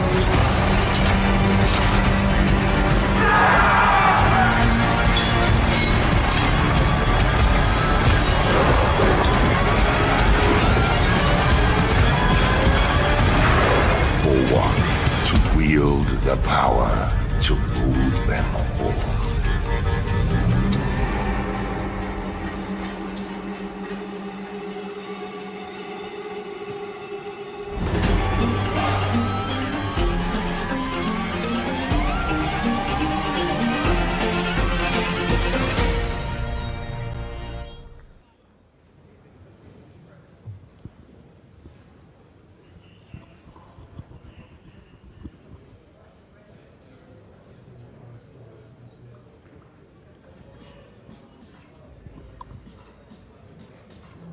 What an incredible VT and promo we've just seen. They seem to better it every time, don't they? They do. I mean, they're remarkable. We're going to start seeing Oscars and BAFTAs and all sorts for these promos. It's special, and it really does build. Well, this fight doesn't need building, if I'm honest. But with those kind of promos, I'm desperate for the first bell now. But they picked the right theme for the right fighters, you feel, and these two, dressed like that, and you just, it seems to be perfect for them. How different is it for... They're preparing for a fight, the fighters are preparing for their fight, but they're also getting involved in things like this. They won't be used to that. No, but it's all part and parcel. You know you're in a busy, exciting fight week it's not fight week, a build-up to fight week will be upon us in a couple of weeks' time, but yeah, you know it's special when we've got this kind of buzz surrounding these events. Yeah, definitely. Well, we are now joined by trainer Shane McGuigan, who's come up just to discuss the events that are coming up on the 12th of October, but I do want to talk to you about what we saw on Saturday night. You were there. Yeah. You know Daniel Dubois well, former fighter of yours. Just try and sum up Saturday night for us. Oh, it was an amazing event for starters. I mean, what a fantastic spectacle. Great fights from top to bottom. But obviously culminating in a fantastic performance from Daniel Dubois. Shocking a little bit, but I know that Daniel's got that frightening power that he can knock any heavyweight out. It's just whether they engage with him, and AJ got caught slipping on the exit. Shane, or should I say, Mystic Meg, you called right hand, didn't you? Just before you called it. I want to pick your brains on a couple of fights before we talk about CBS. First off, this main event here, Beterbiev, Bivol, and also on the undercard, the co-main event, Wardley, Clarke. How'd you see him going? Oh, I mean, start with the main event. What a fantastic fight. I think Beterbiev is a naturally bigger man. He's boxed against people like Usyk and stuff in the amateurs. So I think his nemesis might be a little bit with speed. Yeah. So it's really, really intriguing. I think Canelo really struggled against Bivol's footwork. Has Beterbiev fought anybody like that? Gizov, the Ukrainian that he stopped, was winning rounds. So it depends where he's at in his career. He's 38, I think he is now. Craig Richards, my light heavyweight that I look after, he's been out there for 3 weeks sparring with Beterbiev. Says he's phenomenal, he's a real deal. So it's exciting to see, and he's been in with both of them, so he should probably be the best person to be stood up here. But I don't know, I just got a sneaky feeling that Bivol might get it on points. Yeah. And that co-main? And then the co-main event, I think out of the two, the more comfortable in there was Fabio Wardley. I think with Fraser's pedigree, he's achieved so much in the amateurs, but is he coming unstuck a little bit as a professional? How much more does he have to learn? Whereas Fabio, he had a handful of white collar fights, so he's just learning all the time. And I think at the two of them, the one that's going to grow from that previous fight, which was very, very grueling. I think Fabio's going to grow a little bit more, and I think I can see him winning. This is a good scouting mission for you, for Jai Opetaia versus Jack Massey. Yeah. If Jack Massey's a good fight, this is a decent test for Opetaia. Yeah, exactly. I mean, like, what do you take out of the last one against Bradis? Well, that first fight with Bradis, I mean, he broke his jaw. He got a lot more success, but apparently Bradis had the flu the whole way through. So was that the best version of him? And then the second fight, we're seeing an old Bradis that had been out for a long time. So, Opetaia's getting better, but Massey's not. He's no slouch. He can hold his own. Right, if we just turn around, we can see the face-offs are going on, and it is Skye Nicolson against Raven Chapman there. Very respectful between them. They'll know each other well. It will, but I think Skye's full of confidence. So I got no doubt the closer the fight gets, she will be a little bit more vocal, and also the need to try and sell yourself. This is the first women's world, not the first women's fight in Saudi Arabia, the first women's world title fight in Saudi Arabia. So they want to try and sell it.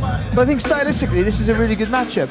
If Raven Chapman can punch harder than the record suggests, she's heavy-handed, she's strong, aggressive. So she might give Skye some Liam Cannonball Cameron and Ben the Surgeon Whittaker. They will be competing in a scheduled 10-round contest for the IBF International Light Heavyweight Championship.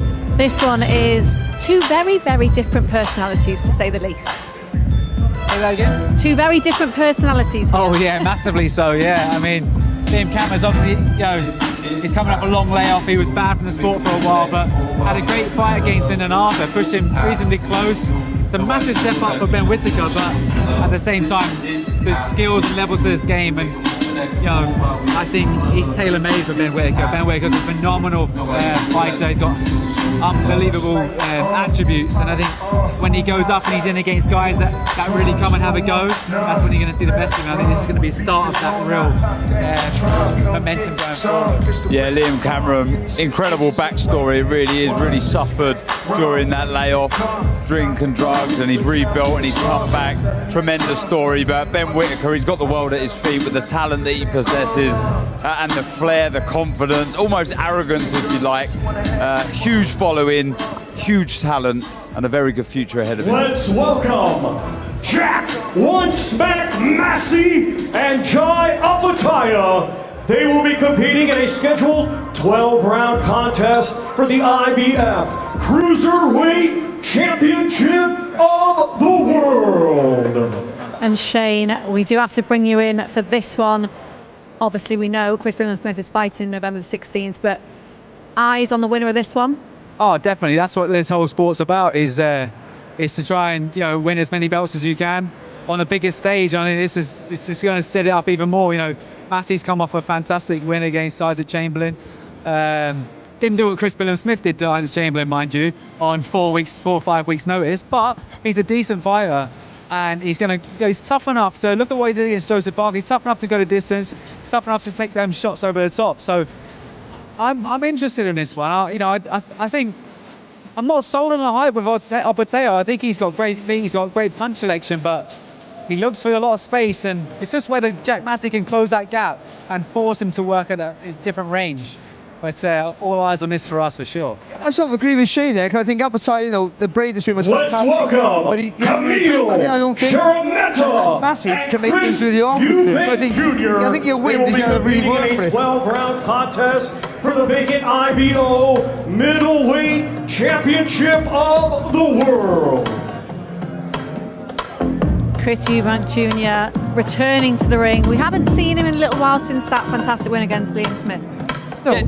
Sorry, Barry. Do you know, for me, I think this is a tough fight in the sense for Chris Eubank Jr. He has to look good. A win is not enough here. He's got to look good. Golovkin stopped him, Munguia has stopped him. Don't get me wrong, classy opponents, but they brought Szeremeta in here as an opponent, and he has to replicate what the two big guys have done. If he wants to push on and become a legitimate world champion, he's got to look good here, in my opinion. Yeah, I think it's that opponent for that perfect example that you have something to base it off. Other two guys at world level who've done good jobs on him. So if he can do that also, then he puts his name in the list of fighting for a world title. If he struggles, then then you think he'll still make plenty of money, but maybe his ambitions of being world champion maybe have passed him by. Let's welcome Fraser the Eraser Clarke and Fabio Wardley. They will be competing in a scheduled 12-round contest for the British, Commonwealth, and WBA International Heavyweight Championships. They rerun it for this one. Do you think the second fight is going to be as good as the first one was? Well, I mean, it's going to be hard to better that. That first fight was fantastic. I think they'll probably both be a little bit more cautious, but they've both got the ability to hurt each other. Fraser's got to just get his head off the line. He just kept getting hit with massive overhand rights. I think Fraser has to close the gap a little bit, so he's going to have to force the fight. Fabio's probably going to be more negative and try and pace it a bit better, but they're both still quite raw heavyweights. So I think after 4 rounds, tactics is going to go out the window and we're going to have a slugfest. I was big on Wardley in the first fight because he's shown his toughness in wars. And Fraser, as good as he is technically, hadn't shown that as a professional. He showed it that night. He showed how tough he really was. And usually in a rematch, you tend to think the better boxer can adapt better. But I sort of agree with Shane that, that for me, Wardley, because he's never had that vast amateur experience, is still learning his trade. So I think he maybe goes in a slight favourite this time, even though I did think Fraser nicked the first fight. Round 13, I bet it's going to be absolute carnage. We look forward to it.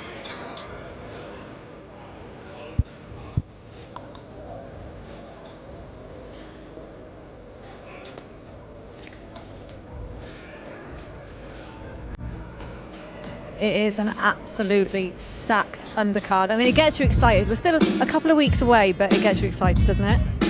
Oh yeah, of course. Just all these things. Just the clip of the video alone. But just saying to see the fighters, some of them a little bit agitated, some nice and cool and calm, and it just builds and it builds quickly. And now for fighters, promoting a fight is like a month-long session. So it's difficult for them to cope with that. I would say that, but I think that's just the norm nowadays. They have to get used to it, and it just helps to sell the fight, and we're all buzzed about it. But I don't think this fight needs selling. The top of the bill on its own is, like I've said earlier on the programme, that if you could ask 1,000 boxing fans, what fight would you want to see made the most, and it would be this one, I think. As a trainer, what is it like being involved in Riyadh season and these shows that are now happening? I mean, it's massive. It's also the fact that they're getting at the end of the day, you don't get a fight on Riyadh season like an absolute touch unless you're Ben Whittaker with 2.5 million Instagram followers. Most of the time, you're in here in hard fights. So it's stacked. It's stacked up, and you've got to really focus, and you've got to make sure everything's meticulous. It's a strange one to have a press conference this close to the contest, because they're right in deep prep. But what he says you must do, and I think it's especially for Beterbiev to come the whole way across the world. How's that going to affect his training camp? I'm sure he'll probably go from here on to Riyadh, because going back to Montreal's is a bit of a strange move. So I mean, it's just it's full focus and full eyes on you, because he gives it out to most of the different platforms, and you've really got to perform. Yeah, and I suppose fighters are just going to have to get used to the adaptations they're going to have to make with things like this a couple of weeks out from the fight. Look, they're living the dream. This is what it's all about. You dreamed of this as a kid. I mean, it's actually beyond your wildest dreams. That if I could envision what went on last week for the AJ Dubois fight, Trafalgar Square was closed off. I mean, that doesn't happen. So I think for all these fighters, the senior fighters, they may be a little bit drained and, dare I say, sick of it. But I think all the other fighters are just going to be buzzing off of it. And I'm just quickly trying to envision that the night, October the 12th, how great it's going to be. That you're going to have that co-main event. It's going to be a blockbuster, no doubt, in round 13, like I say. So the energy in that arena, the Kingdom Arena, just before that main event, is going to be electric. Yeah, it certainly is. Well, let's hand you back to your MC, Thomas Schreiber. Ladies and gentlemen, let's now welcome our main event participants, Dmitry Bivol and Artur Beterbiev. They will be competing in a scheduled 12-round contest for the undisputed light heavyweight championships of the world.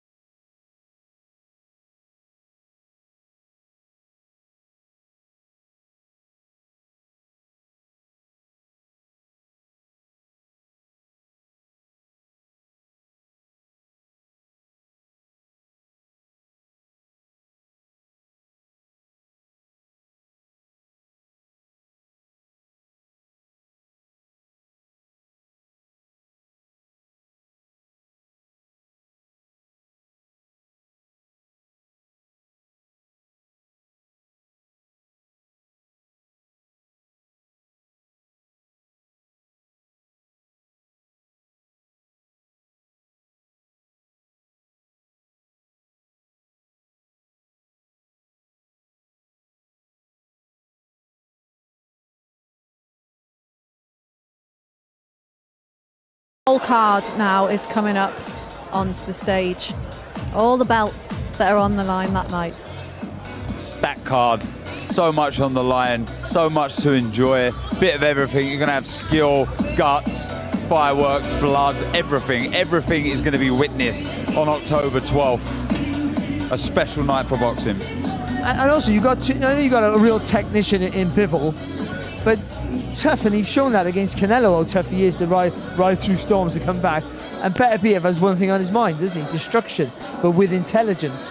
So how can it not be a great fight? Because I think it'll get to a point where they're going to have to commit. And I think Bivol has it in him, to stand his ground when he has to, and that might be his undoing, ironically. But I think when it boils down to it, if the fight's relatively close, those last few rounds will be horrific. For them, great for us. Very good for us. That's what the fight fans want. And this is the fight that has been talked about for so long. I suppose been trying to be made for so long, but it was never looking like it was going to be. And now it's happening.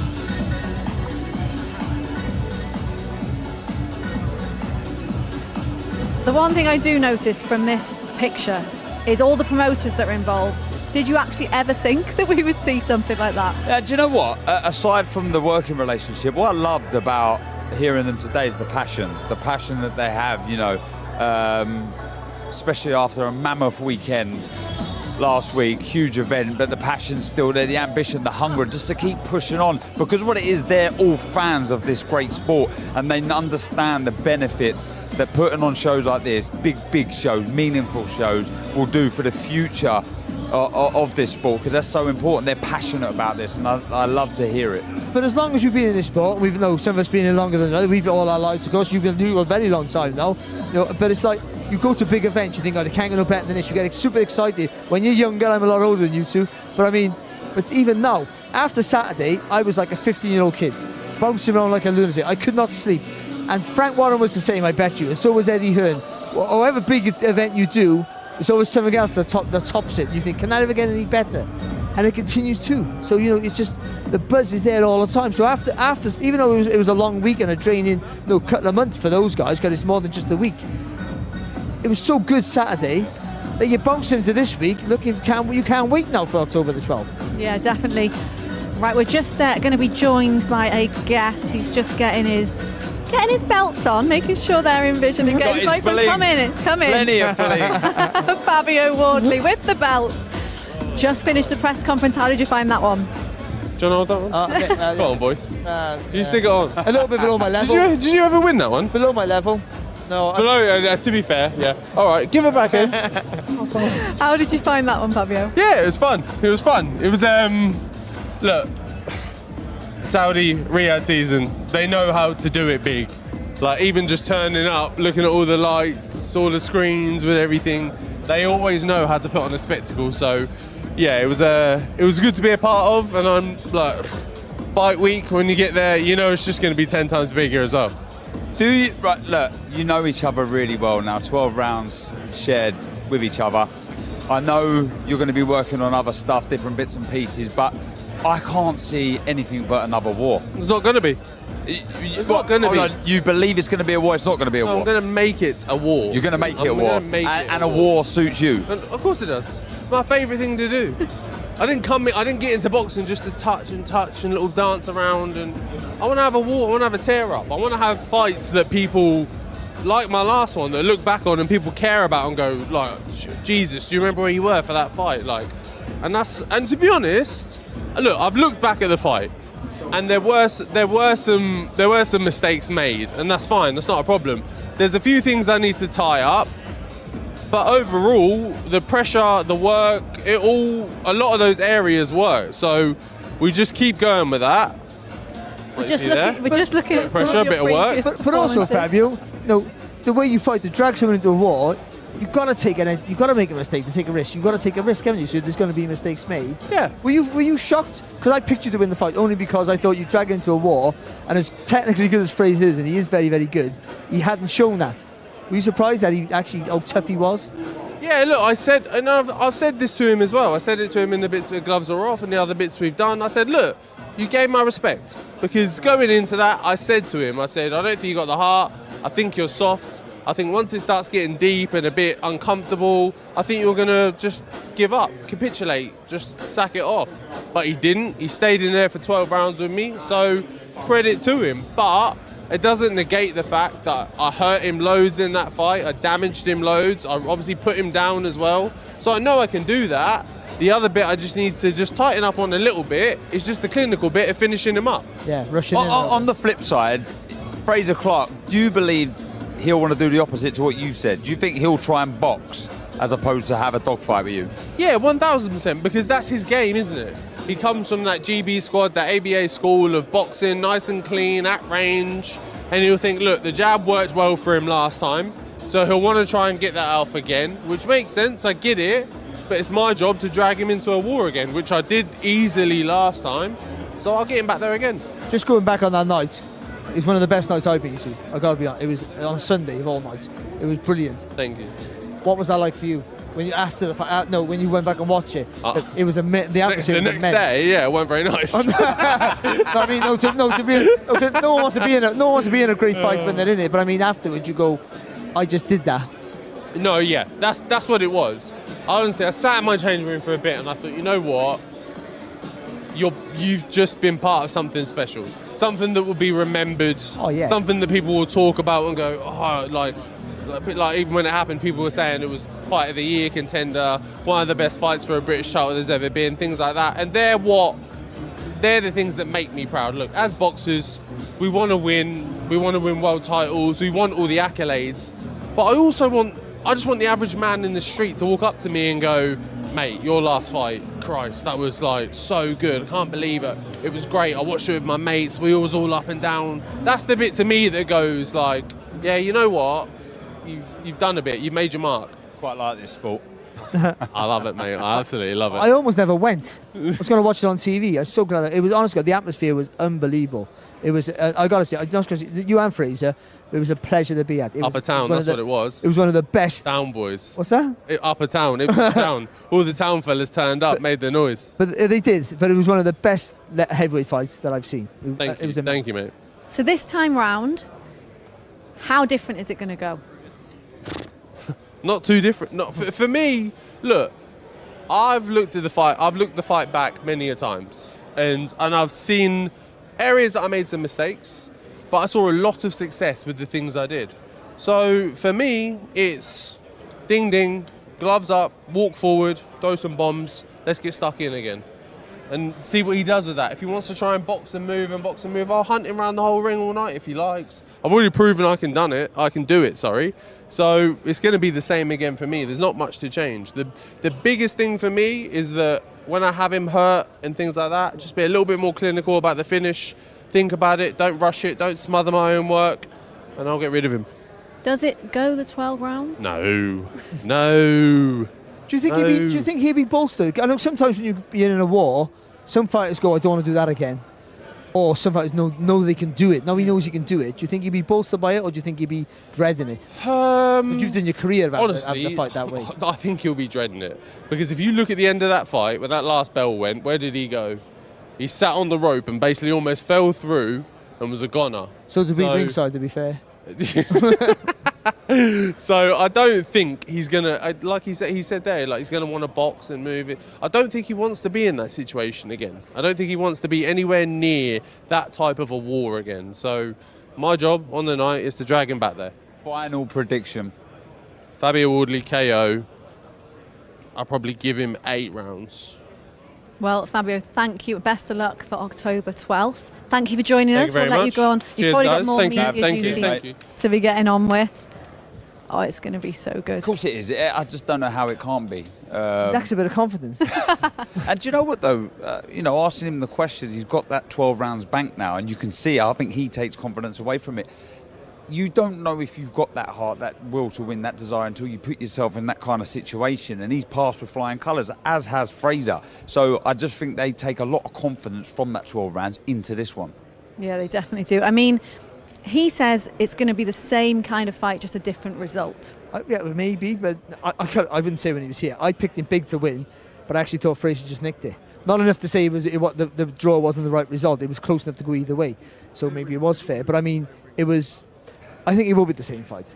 I think because the way he fights, he drags you into it. And as good as Fraser is technically, and he showed that in parts throughout the fight. Even later on in the rounds, Fraser seemed to have a better engine at some points because Fabio was falling in. But I still think it'll be exactly the same fight. Well, speaking of Fraser Clarke, come on in. He's joining us. Hello. Press conference is done. How are you feeling? I feel good. We're still at that stage of camp where, I sparred this morning. That's why I was a little bit late. So I had some good rounds this morning with a few different sparring partners. But I'm glad that I'm come today and this is like happening now because it feels a lot more real. The last few weeks, months have all been geared towards AJ DeBar, and that was fantastic. As a fan. But I wanted people to remember. You know what? A few weeks later, I'm doing my thing. You know what I mean? But now we're here and it's real. I'm going to stir the pot here. Go on. It's going to cause trouble. Fab says you don't want it. He's going to make this a dogfight again. He's going to get in your face. He's going to try and knock you out from the off. He says you don't want to fight like that. Didn't he say that last time? Did not try to do that last time. I'm going to not stir the pot back, but he should have killed me when he had the chance. That's what he should have done.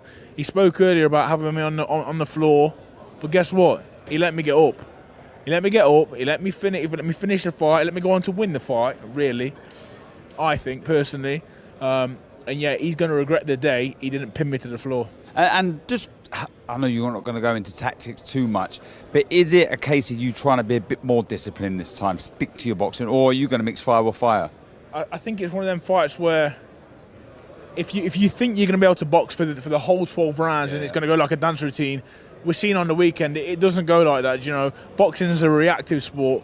Whatever's happening in that moment, I've got to be able to have done the work in the gym, done the work over the years to have the experience to deal with that. And I feel like, especially since this, from March till now, I've had all that time to go over things, and basically any scenario can happen, especially with Fabio because he's got that unorthodox style. So I'm prepared for everything.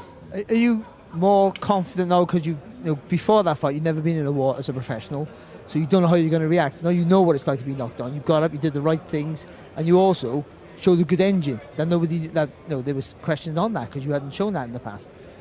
Does that bolster you now really to thinking I know now I can do it, so I can maybe start faster than I did in the first fight? I'm confident in myself, definitely, and I'm not sure it's about starting fast. I think any fight that goes into a rematch, we look to iron out mistakes.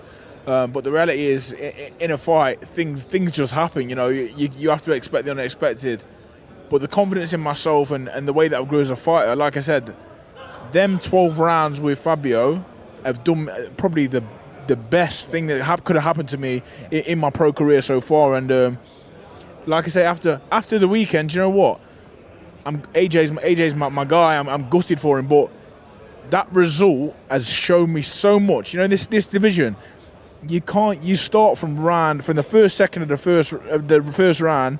You start, so I'm prepared. I'm switched on. Was you surprised with Fab, considering he doesn't have the amateur pedigree that you had, how good of a boxer he was, and what was his power like? I said this before, and I've got no shame in saying this. Galal Yafai, this big, but when he digs you feel like he's just got that natural power. I've got to say the same with Fabio. Early on in the fight, yourself. When you take one on the gloves or one just whistles past you, and you're thinking you don't want to take that full on. So he's got heavy hands. There's no secret about it. You know what I mean? You just look at his record; it speaks for itself. But I think he did surprise me in the sense of he's more composed than I thought he would have been, considering the background he's had. I know we was talking about me being inexperienced, but I thought I've been around boxing and at high level boxing for a long time, so I thought he would have come undone more than he did. He kept it together well, but I think that's a lot to do with he's just a tough geezer. Balance is good as well, isn't it? Yeah. You haven't got the standard boxing skills you have, but his balance is really wide stance. It gives him, I'm not even going to say too much, but it gives him a little edge. He's good at throwing the right hand. There's no point in lying about it, because we can just watch the first fight back. He's really good at timing that right hand. I got to say, we said the same to him, so we can't heap him loads of praise, but we all are in agreement that first fight was one of the best fights we've seen. Yeah. It was an honour to watch. I have to tell you that much. Whatever happens in the next fight, that first one was brilliant. And I picked Fabio to win. I got to be honest, because I thought he'd been in a war and you hadn't. I'm not saying you couldn't, but we hadn't seen you. No, that was just fair enough. But then I said to the guys, though I thought he was going to win, I thought you just nicked it.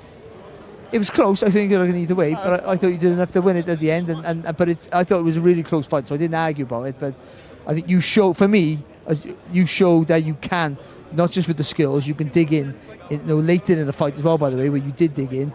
And that's a sign of a championship fighter. So I think, no, you must have confidence from that, knowing that when the going really gets tough, you know how you're going to react.